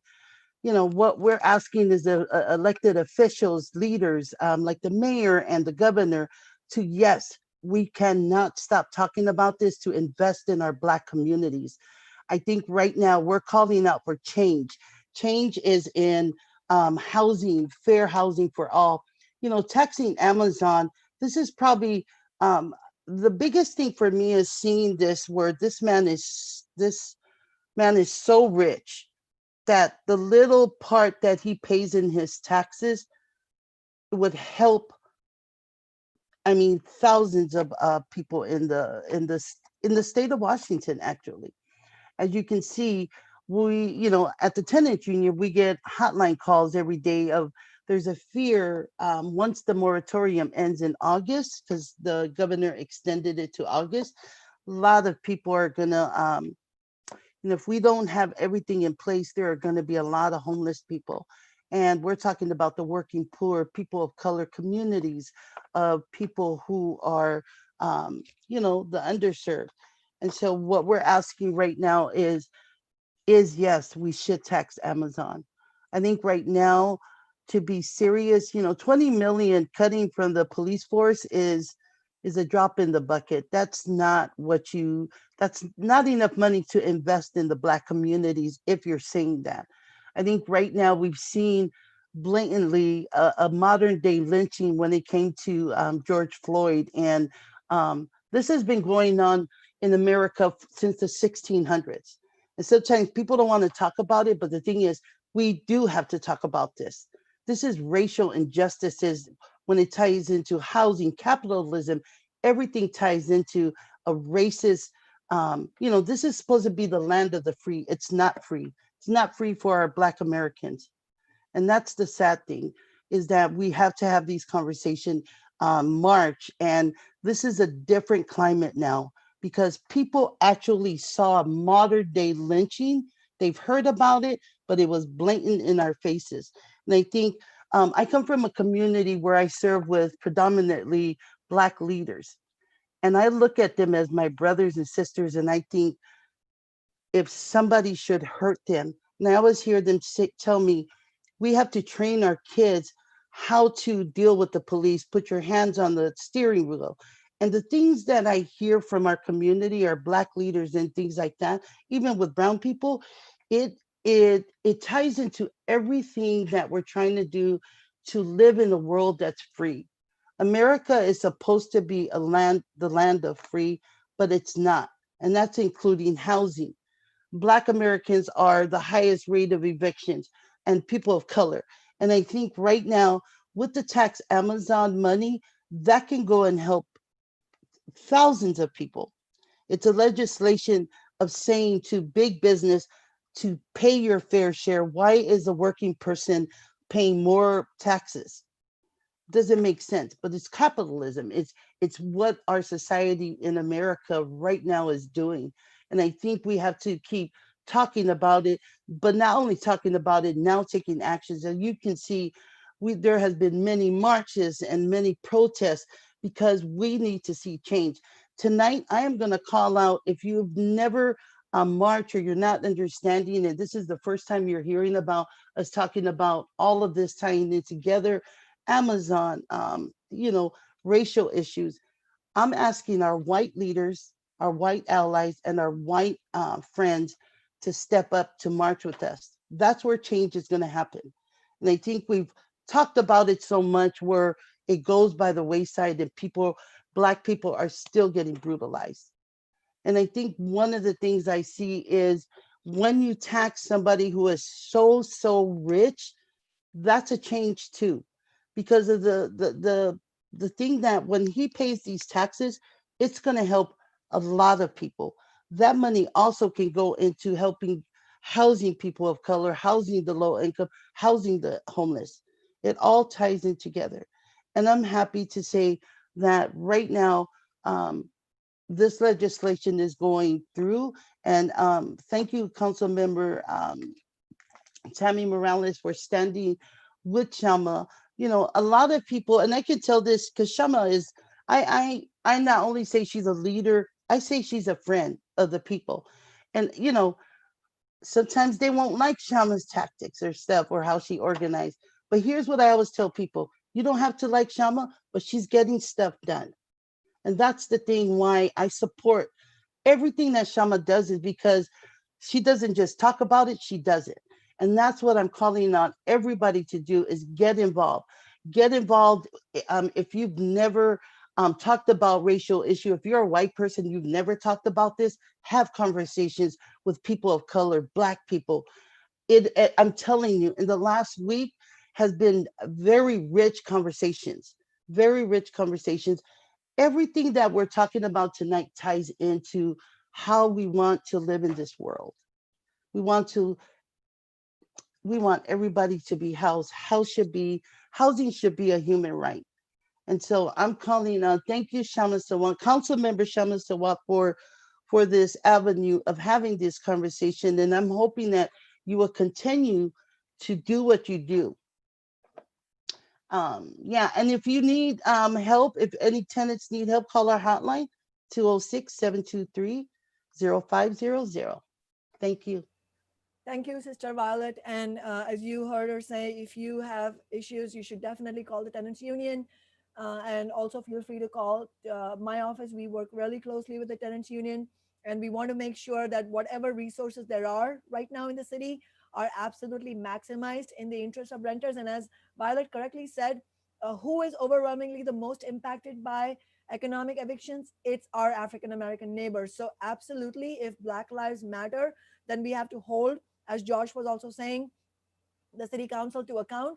And on Wednesday, when the city council is going to vote on an Amazon tax, we need to tell them, which Amazon tax are you going to pick? First of all, the fact that that the city council is even going to vote on an Amazon tax is entirely credit to this movement, the People's Budget movement, the Tax Amazon movement, the Black Lives Matter movement, the thousands of activists and ordinary people, labor union members, Democratic Party rank and file, socialist alternative members, tenants' rights activists like the tenants union, Lehigh, Share, Nicholsville. I mean, all of the people who have fought alongside the people who need this help the most. We have to join together. And on Wednesday at 9 a.m., please join us. Let's ask the city council, what does Black Lives Matter mean to you?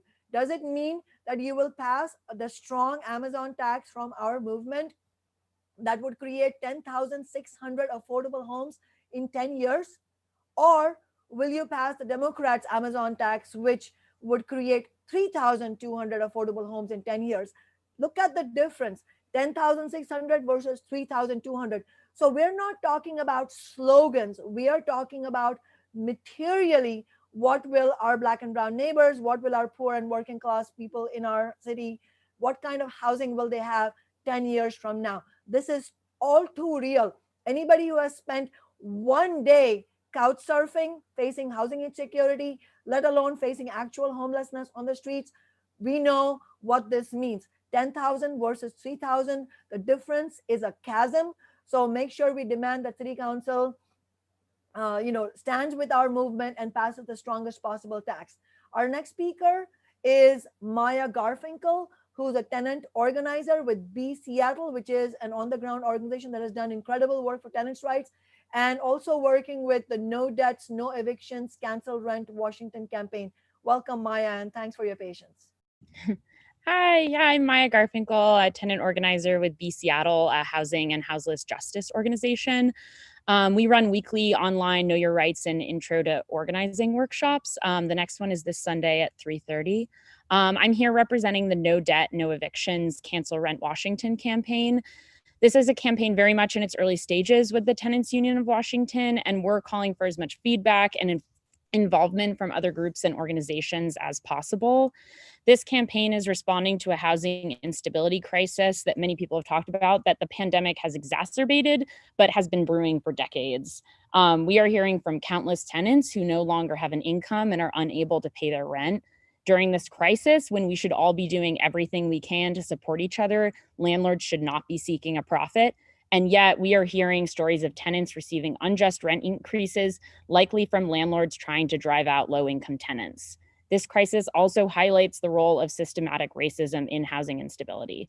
Undocumented communities aren't able to access funds from the stimulus package to pay their rents. Workers from the informal economy and workers who needed to quit their jobs to keep themselves and their families safe are more likely to be from Black and Brown communities. Racist housing history means that they're less likely to own homes and are more likely to experience retaliation, discrimination, and eviction from landlords. The Black Lives Matter movement has proposed a visionary reappropriation of empty and underutilized buildings and land towards cultural and communal use in King County and beyond. When Black leaders are able to imagine defunding the police and distributing empty land, we are able to fight for a world where everyone is housed, there's no COVID-19 debt, and no evictions. So our No Debt, No Evictions campaign is part of a national movement calling for the cancellation of rent, mortgages, utilities, and all related debt for the duration of the crisis. We're part of a movement who has shut down eviction courts in New York City during a pandemic. We are not going to give up on our neighbors. We want to mobilize our communities to fight for no debt, no evictions. So that is why we need you to join us in demanding that Governor Inslee and our Washington state representatives enact the following key policies. The first being immediately cancel rent and mortgages. Second, prohibit rent increases. 3, call an emergency legislative session and pass just cause and rent control. 4th, require tenant protections with rental assistance. And 5, expand access to housing. So this is a dire crisis, we all know, which needs bold action that's long overdue. You can reach out to me at maya@bseattle.com if you're a group interested in joining this campaign, also through the Tenants Union as well. We'll have actions for individuals soon, and you can see the demands at tinyurl.com/cancelrentwa demands. We're going to need you to put pressure on your local elected officials. We need them to turn up the heat on the state legislature and the governor to meet these demands. Every single one of us has a right to live in safe, healthy housing. We need to defund the police, tax Amazon, and invest in social housing. And as we all know, investment in housing for all is an investment in the public health of our communities. So thank you so much for everyone on here. And thank you, Councilmember Sawant. Well said, Maya. No debts, no eviction, cancel rent. Absolutely. And in fact, in a few weeks, we are going to have to collectively ramp up renters' rights struggle. And it's important that we had Seattle and the Tenants Union with us today in the form of Maya and Violet. Next, we have Caitlin Heinen, staff attorney for the Housing Justice Project, which has done incredible work and with whom the People's Budget Movement has won incredible victories alongside them, and the Washington Community Action Network. Caitlin will be talking about the importance of investing in programs that serve Black and Brown communities disproportionately impacted by the housing crisis. Welcome, Caitlin. Thank you so much for having me. I feel like so many of my talking points will be repetition, and it's been a privilege to hear so many of the speakers today. My name is Caitlin, and I am a staff attorney for the Housing Justice Project. Many of you probably know what we do. For those who don't, we provide free legal defense to low-income tenants facing eviction. And it's been an especially scary time to be an unemployed tenant facing eviction right now. Fortunately, as HJP closed its doors and doing our part during this ongoing current public health crisis, we opened up our phone lines and we're still operational. However, I'm sure you've seen the headlines. Councilmember Sawant mentioned one of them. I actually wrote it down that we have seen headlines talking about an avalanche of evictions to come this fall, a tsunami of evictions to come this fall. attributing this crisis, the eviction crisis about to come, on par with things like a tsunami, an avalanche, a natural disaster. And so what are we doing? What do we need to do? For HJP, that means volunteering and that means funding. Given the amazing energy and focus on Black Lives Matter and the uprising in the wake of justice for George Floyd, I wanted to talk more about the volunteering aspect of it. Much like Councilmember Savant talks about movement building, HJP, we rely on expanding and maintaining a network of volunteers to meet the legal housing needs in the greater Seattle community. And as more and more individuals are inspired to take actions against the injustices they see in their communities, volunteering can be one of the best ways to do so. Just to give you an idea on what our services, who we serve, 53.8% of households, this is, by the way, these data is from the Losing Home Report in 2018, focusing on that year 2017, it's grown worse. We don't really know how much these numbers have changed in this short amount of time, but it is a dynamic situation.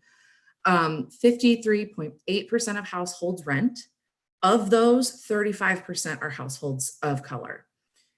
While only 30.8% of Seattle's population are people of color, over half of the individuals, 51.7%, with evictions filed against them in that year, 2017, were people of color. Specifically, Black tenants represented 31.2% of tenants with an eviction filed against them. This is a rate 4.5 times what would be expected based on their demographic makeup in the greater Seattle area. And so what can we do? What can you do if you're interested in volunteering? Reach out to us. We're always welcoming of any volunteers with legal skills. You don't have to be an attorney. We do have non-attorney volunteers as well. So what about funding? Ever since the Housing Justice Project incorporated our rental assistance program called Home Base, things have changed. When I first graduated from law school, I started volunteering for the Housing Justice Project, and it was a very different legal aid clinic than we have now that we have this financial arm. And so in my time, having seen what HJP was like volunteering, it was just legal services, and now we have legal services with that financial arm attached. It's proven to me that investing in rental assistance programs work. Investing in eviction defense attorneys works. However, the demand is overwhelming the supply still. And this was even before the COVID-19 pandemic. So we can only expect that to get worsened by the current public health and economic crises we find ourselves in. And so more money is always needed in programs like ours to serve the Black and Brown communities that are so disproportionately impacted by evictions. With the energy of this uprising and the focus on reinvesting how cities spend their dollars and invest in their people, this is a great opportunity to address the housing crisis in our area head on and more aggressively than ever before. And I'm hopeful to see more money going towards eviction defense as well as homeless services. Thanks for letting me participate today, Councilmember Savant. It was wonderful hearing from everyone else. Thank you so much, Caitlin, and for bringing to life why it is important to fight for dollars for organizations like the Housing Justice Project, because you are the actual eviction defense attorneys who help people who are facing eviction, which is such a, that's exactly what you need when you're in court facing this devastating circumstance in your life. And you know again, in another piece of evidence of how movement building works, the People's Budget campaign in the last 2 years has won the funding that Caitlin was talking about to fund attorneys so that we can actually help people facing eviction to avoid those evictions. But as Caitlin said, that money is not enough because the problem is at a much bigger scale than the solution. So absolutely this year, again, we need to win funding, increased funding, because now it's going to be even worse. And on that note, we need funding for eviction attorneys, but we also need dollars to build new affordable housing because the for-profit market has completely failed us. And that's what everybody's been echoing tonight in their speeches. That's the need to win the strongest possible Amazon tax, because the Amazon tax is not only going to be for the first time in our city a progressive tax, but what it's actually going to do is build real things for us, for people, ordinary people, especially the most marginalized, the most vulnerable, which is our communities of color facing the overwhelming brunt of evictions, and our homeless neighbors who are also disproportionately represented among the homeless. So that's why it's a great pleasure to invite Asaya Corbray, who is a housing developer with Lehigh, just like with Josh Castle. Asaya is currently working on the Central Area Housing Plan, which is a very exciting plan that my office and Socialist Alternative are in solidarity with, and multiple churches and religious organizations who are working to develop affordable housing, and specifically pointing out the historical wrongs that have been done to our Black working class community members. So welcome, Asaya. Hi, everyone. Thank you, Councilmember Sawant, and thank you to every other presenter that's been here today and everyone tuning in. My name is Asaya Corbray. I was born and raised in Seattle and now work as a housing developer with the Low Income Housing Institute, Lehigh. We're a nonprofit affordable housing organization. We develop, own, and operate affordable housing in Western Washington. And so in my time here with Lehigh, we've worked with a number of churches and faith leaders in the central area, including Reverend Robert Jeffery of New Hope Missionary Baptist Church, Reverend Lawrence Willis of True Vine of Holiness Baptist Church, and Reverend Willie Seals of the Christ Spirit Church. We've been working to address the decades of displacement and gentrification that have pushed Black individuals and families out of their homes in the central area.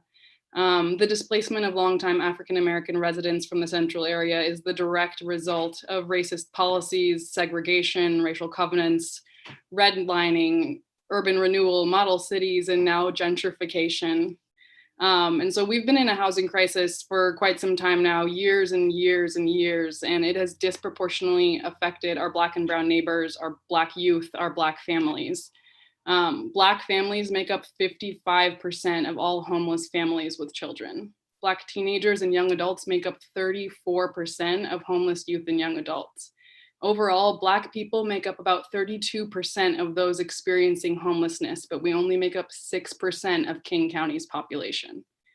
So the Central Area Housing Plan, which we've worked to put together with those faith leaders that I mentioned prior, calls for the development of 1,000 affordable housing units for existing residents and those displaced from the central area.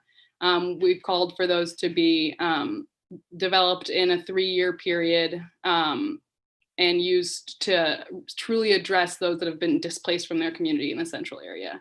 While we're housing developers, we understand the struggle is not at all isolated, it's multifaceted. So this plan calls on Mayor Durkin and the Seattle City Council to implement 9 initiatives.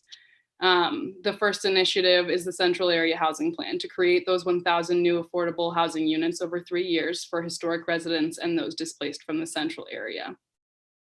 Number 2 is to implement House Bill 1377. And this is particularly important to our work with the faith leaders and churches because House Bill 1377 allows local governments to grant increased density to religiously sponsored affordable housing projects. So all of these churches that we've been working with have land, they have equity, they have something, and they want to be able to provide for their communities. And affordable housing is a great way to do that. So we call on Mayor Durkin and the Seattle City Council, the Office of Housing, to implement House Bill 1377.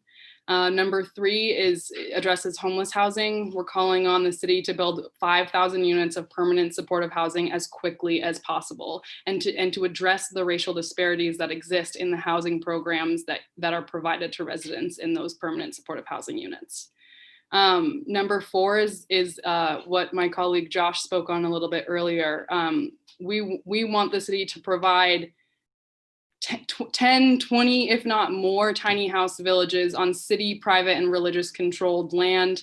We want to target people of color and underserved populations for those, and we want to serve at least 2,000 unsheltered people in our community. Number 5 is really about the youth. It's pre-apprenticeship training.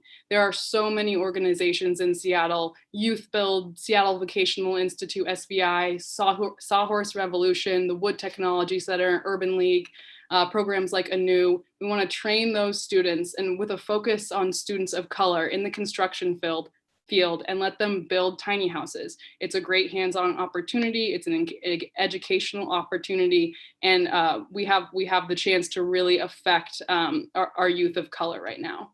Number 6 is to absolutely stop the encampment removals, stop the sweeps. This is a very serious situation now, but it always has been serious. With COVID-19, it's absolutely unacceptable. Number 7 is the progressive tax. We need to implement a progressive tax to raise at minimum $500 million per year to address the housing and homelessness crisis.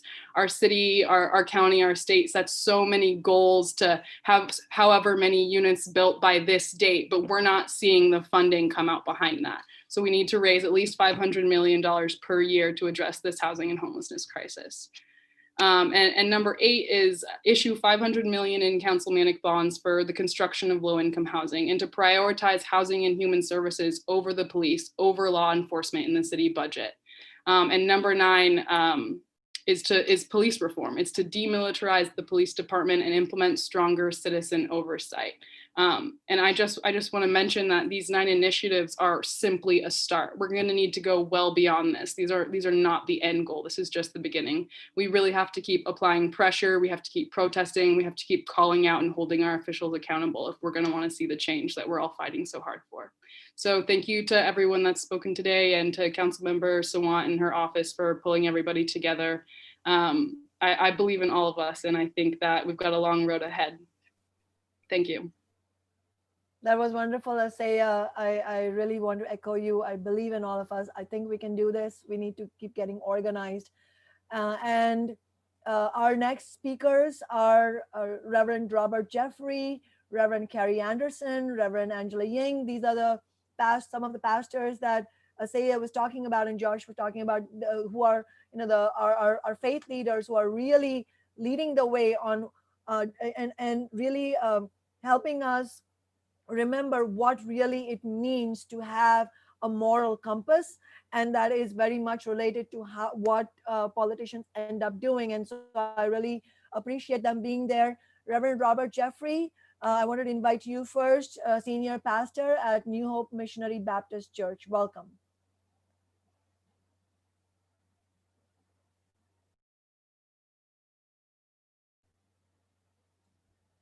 Reverend, we can't hear you. Not still no.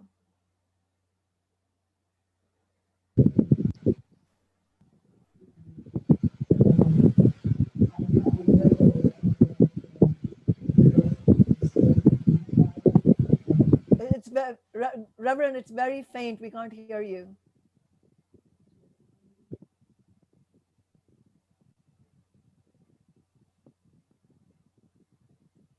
Okay, I'm sorry.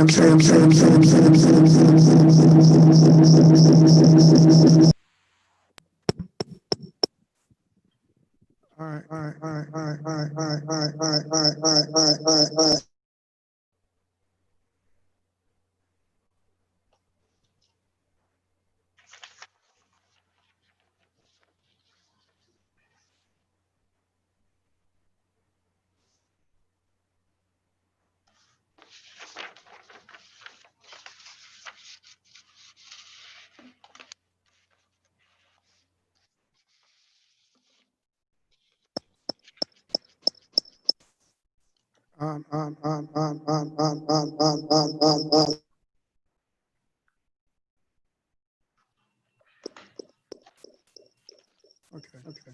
I think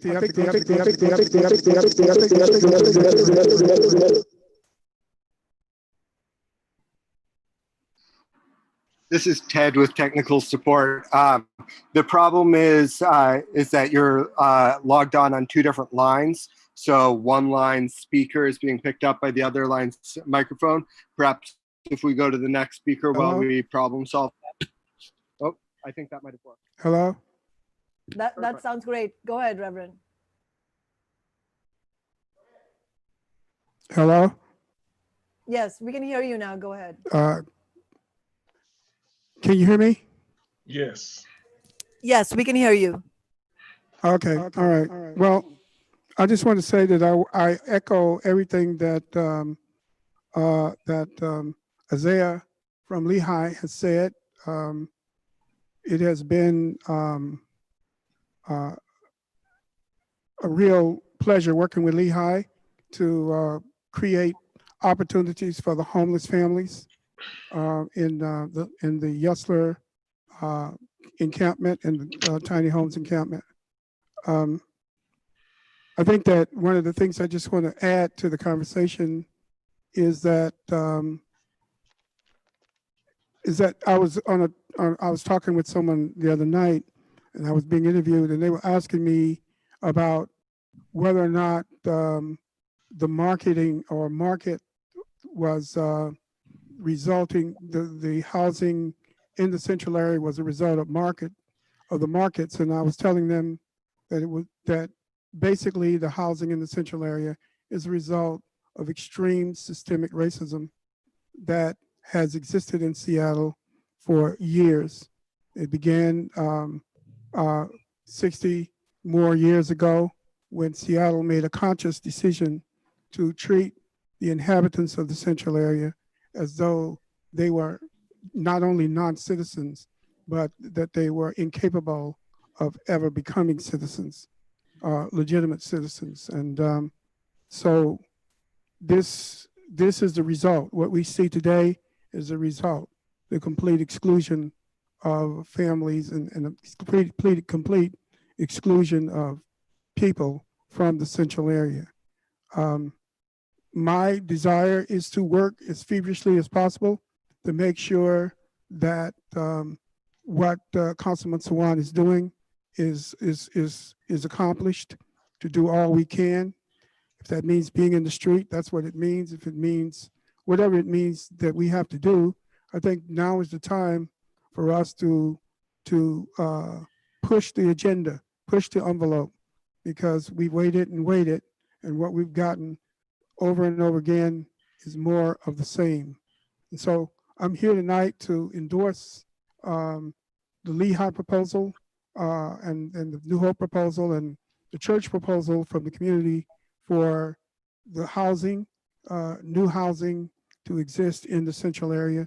And we have churches all over the central area with land, and we're more than happy and more than glad for this opportunity to be able to help African-American people who have been pushed out.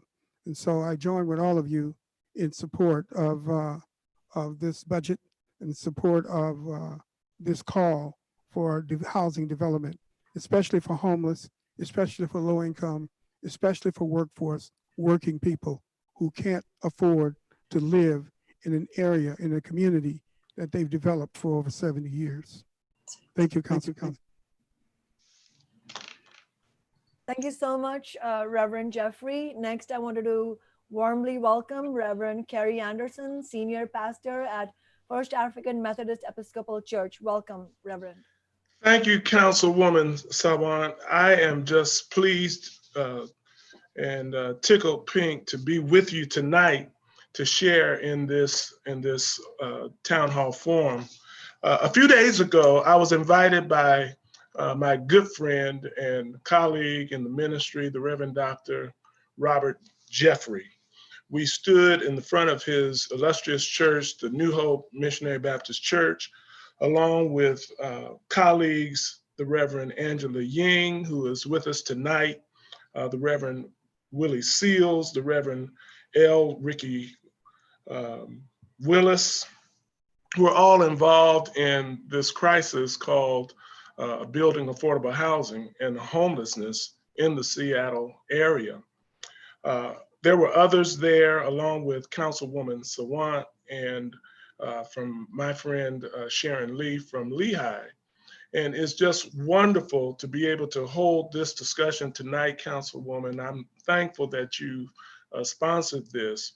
And this is what I wanted to share with us. And I want to offer this thought. Black Lives Matter is becoming a buzzword. I appreciate it.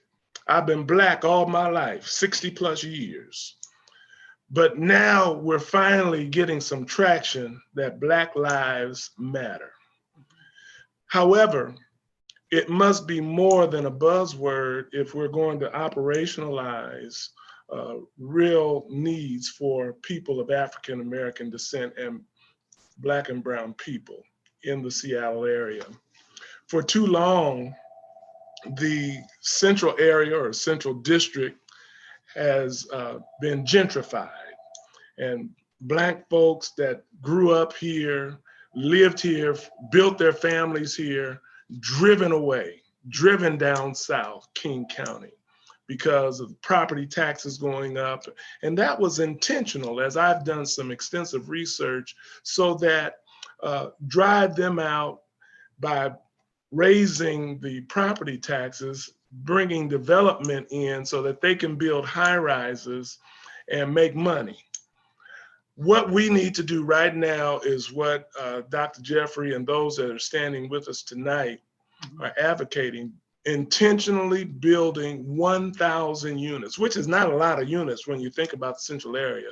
We really need to be talking about a larger number, but a real commitment begins with 1,000 units of affordable housing for Black and brown people to come back into the area where their grandmother, their grandfather, their roots and family culture and history is embedded. So if Black Lives really matter, that should be an intention of the city, number one. Number two, if Black Lives really matters, then building quality affordable housing. Quality, where people would be proud to live and proud to raise their families, with parking, with playscapes for their children, with green space, so that it enhances the quality of life where our families are being housed. And then affordable loans. People need to be able to qualify for housing so that they can come back into the central area, so that they can raise their families and build homes and build a legacy and reestablish a legacy, as well as operationalize educational opportunities for their children so that they can not only get a quality education, but begin to start their own entrepreneurship and build their own careers and stay in the central area to create wealth. So if Black Lives Matter, we have to face it to fix it. There is a problem. We've got to mobilize, we've got to build, and we've got to operationalize the whole theme around building affordable housing intentionally for Black and brown people in the central area. Once we do that, we'll live up to the belief that all lives matter. Black lives are important. They're at the top of the priority list, and we're putting dollars behind it from big business and developers to make sure that this happens. And again, Councilwoman Sawant, I want to thank you for your leadership, and to Dr. Jeffery, the Reverend Ying, and Reverend Seals, and Reverend Ricky Willis, and those colleagues of ours that are standing with the thought that we must reinvest in the central area. Thank you. Thank you so much for your eloquent words, Reverend Anderson. And as you said, 1,000 quality, absolutely appreciate you highlighting that. 1,000 quality affordable homes for our Black and brown neighbors to come back to the historically Black Central District. That's the bare minimum. Absolutely, it should be far more than that, and this has to be done intentionally. And so I wanted to also invite Reverend Angela Ying, who has been part of this call for the Central District, senior pastor at Bethany United Church of Christ, and an all-around inspiring activist and organizer.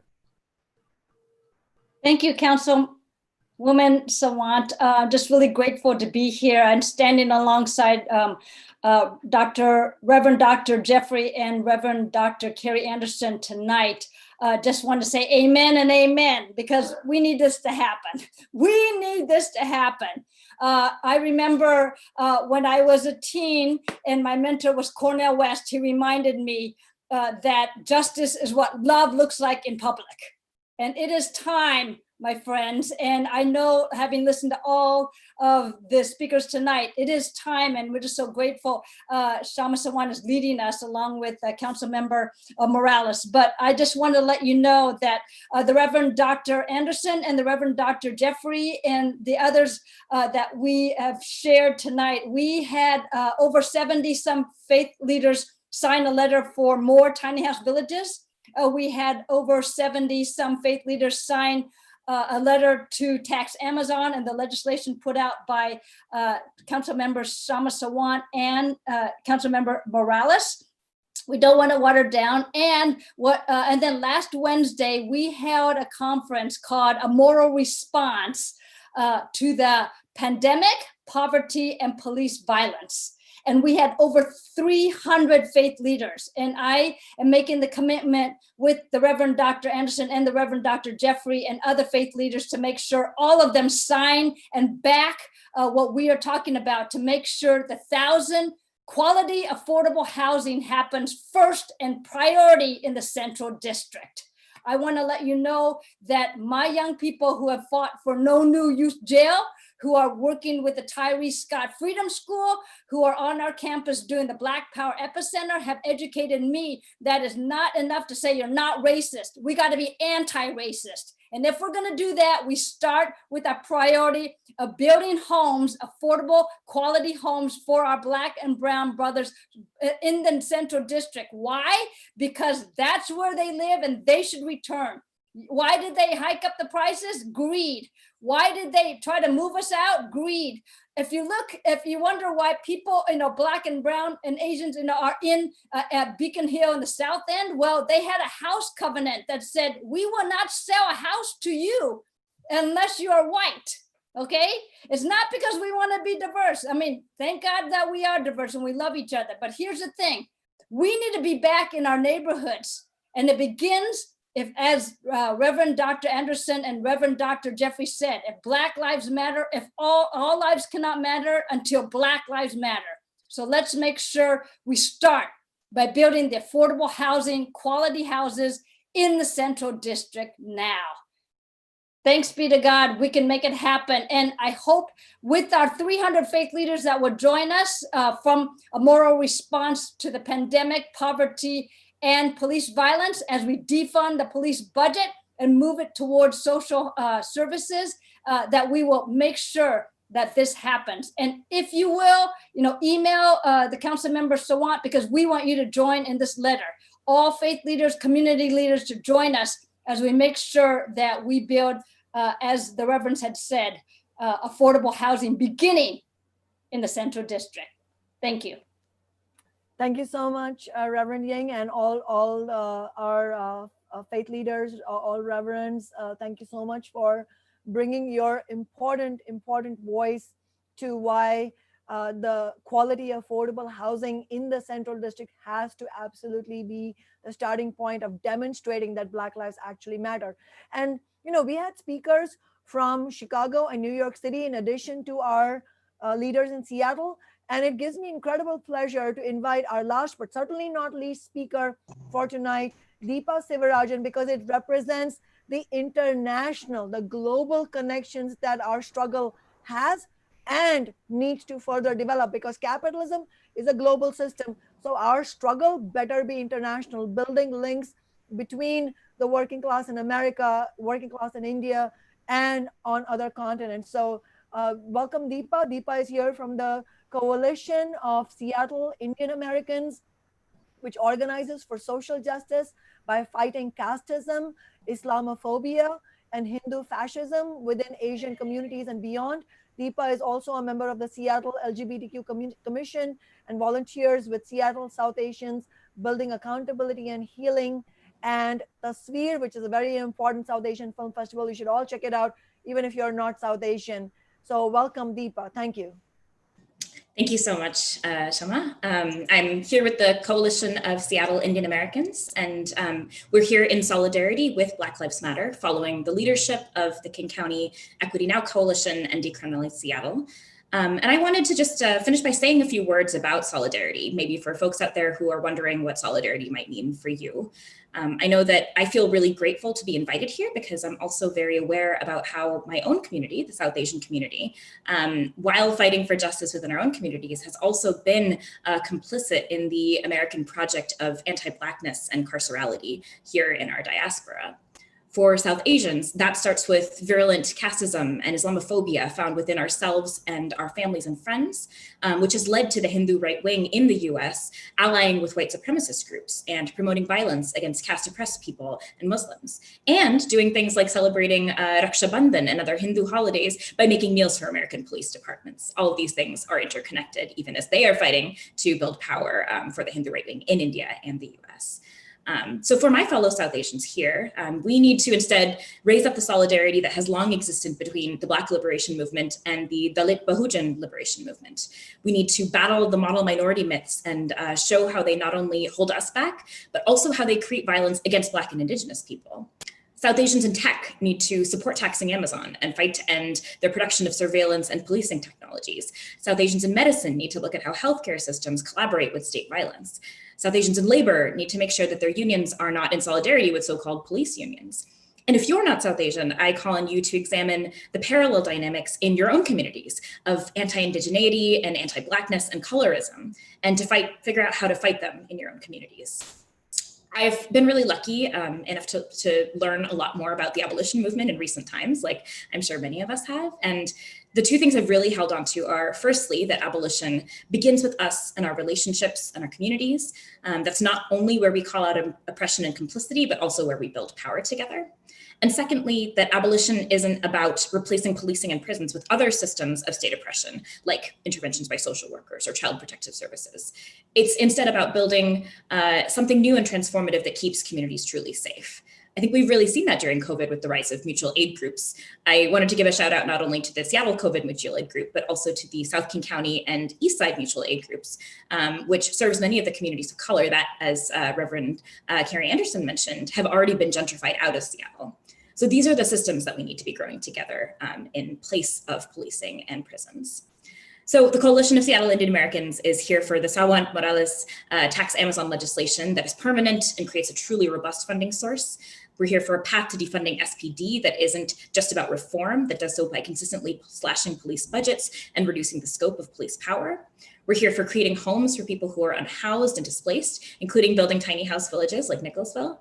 We're here for the city diverting money straight to Black communities in the central area who have been practicing forms of mutual aid all along.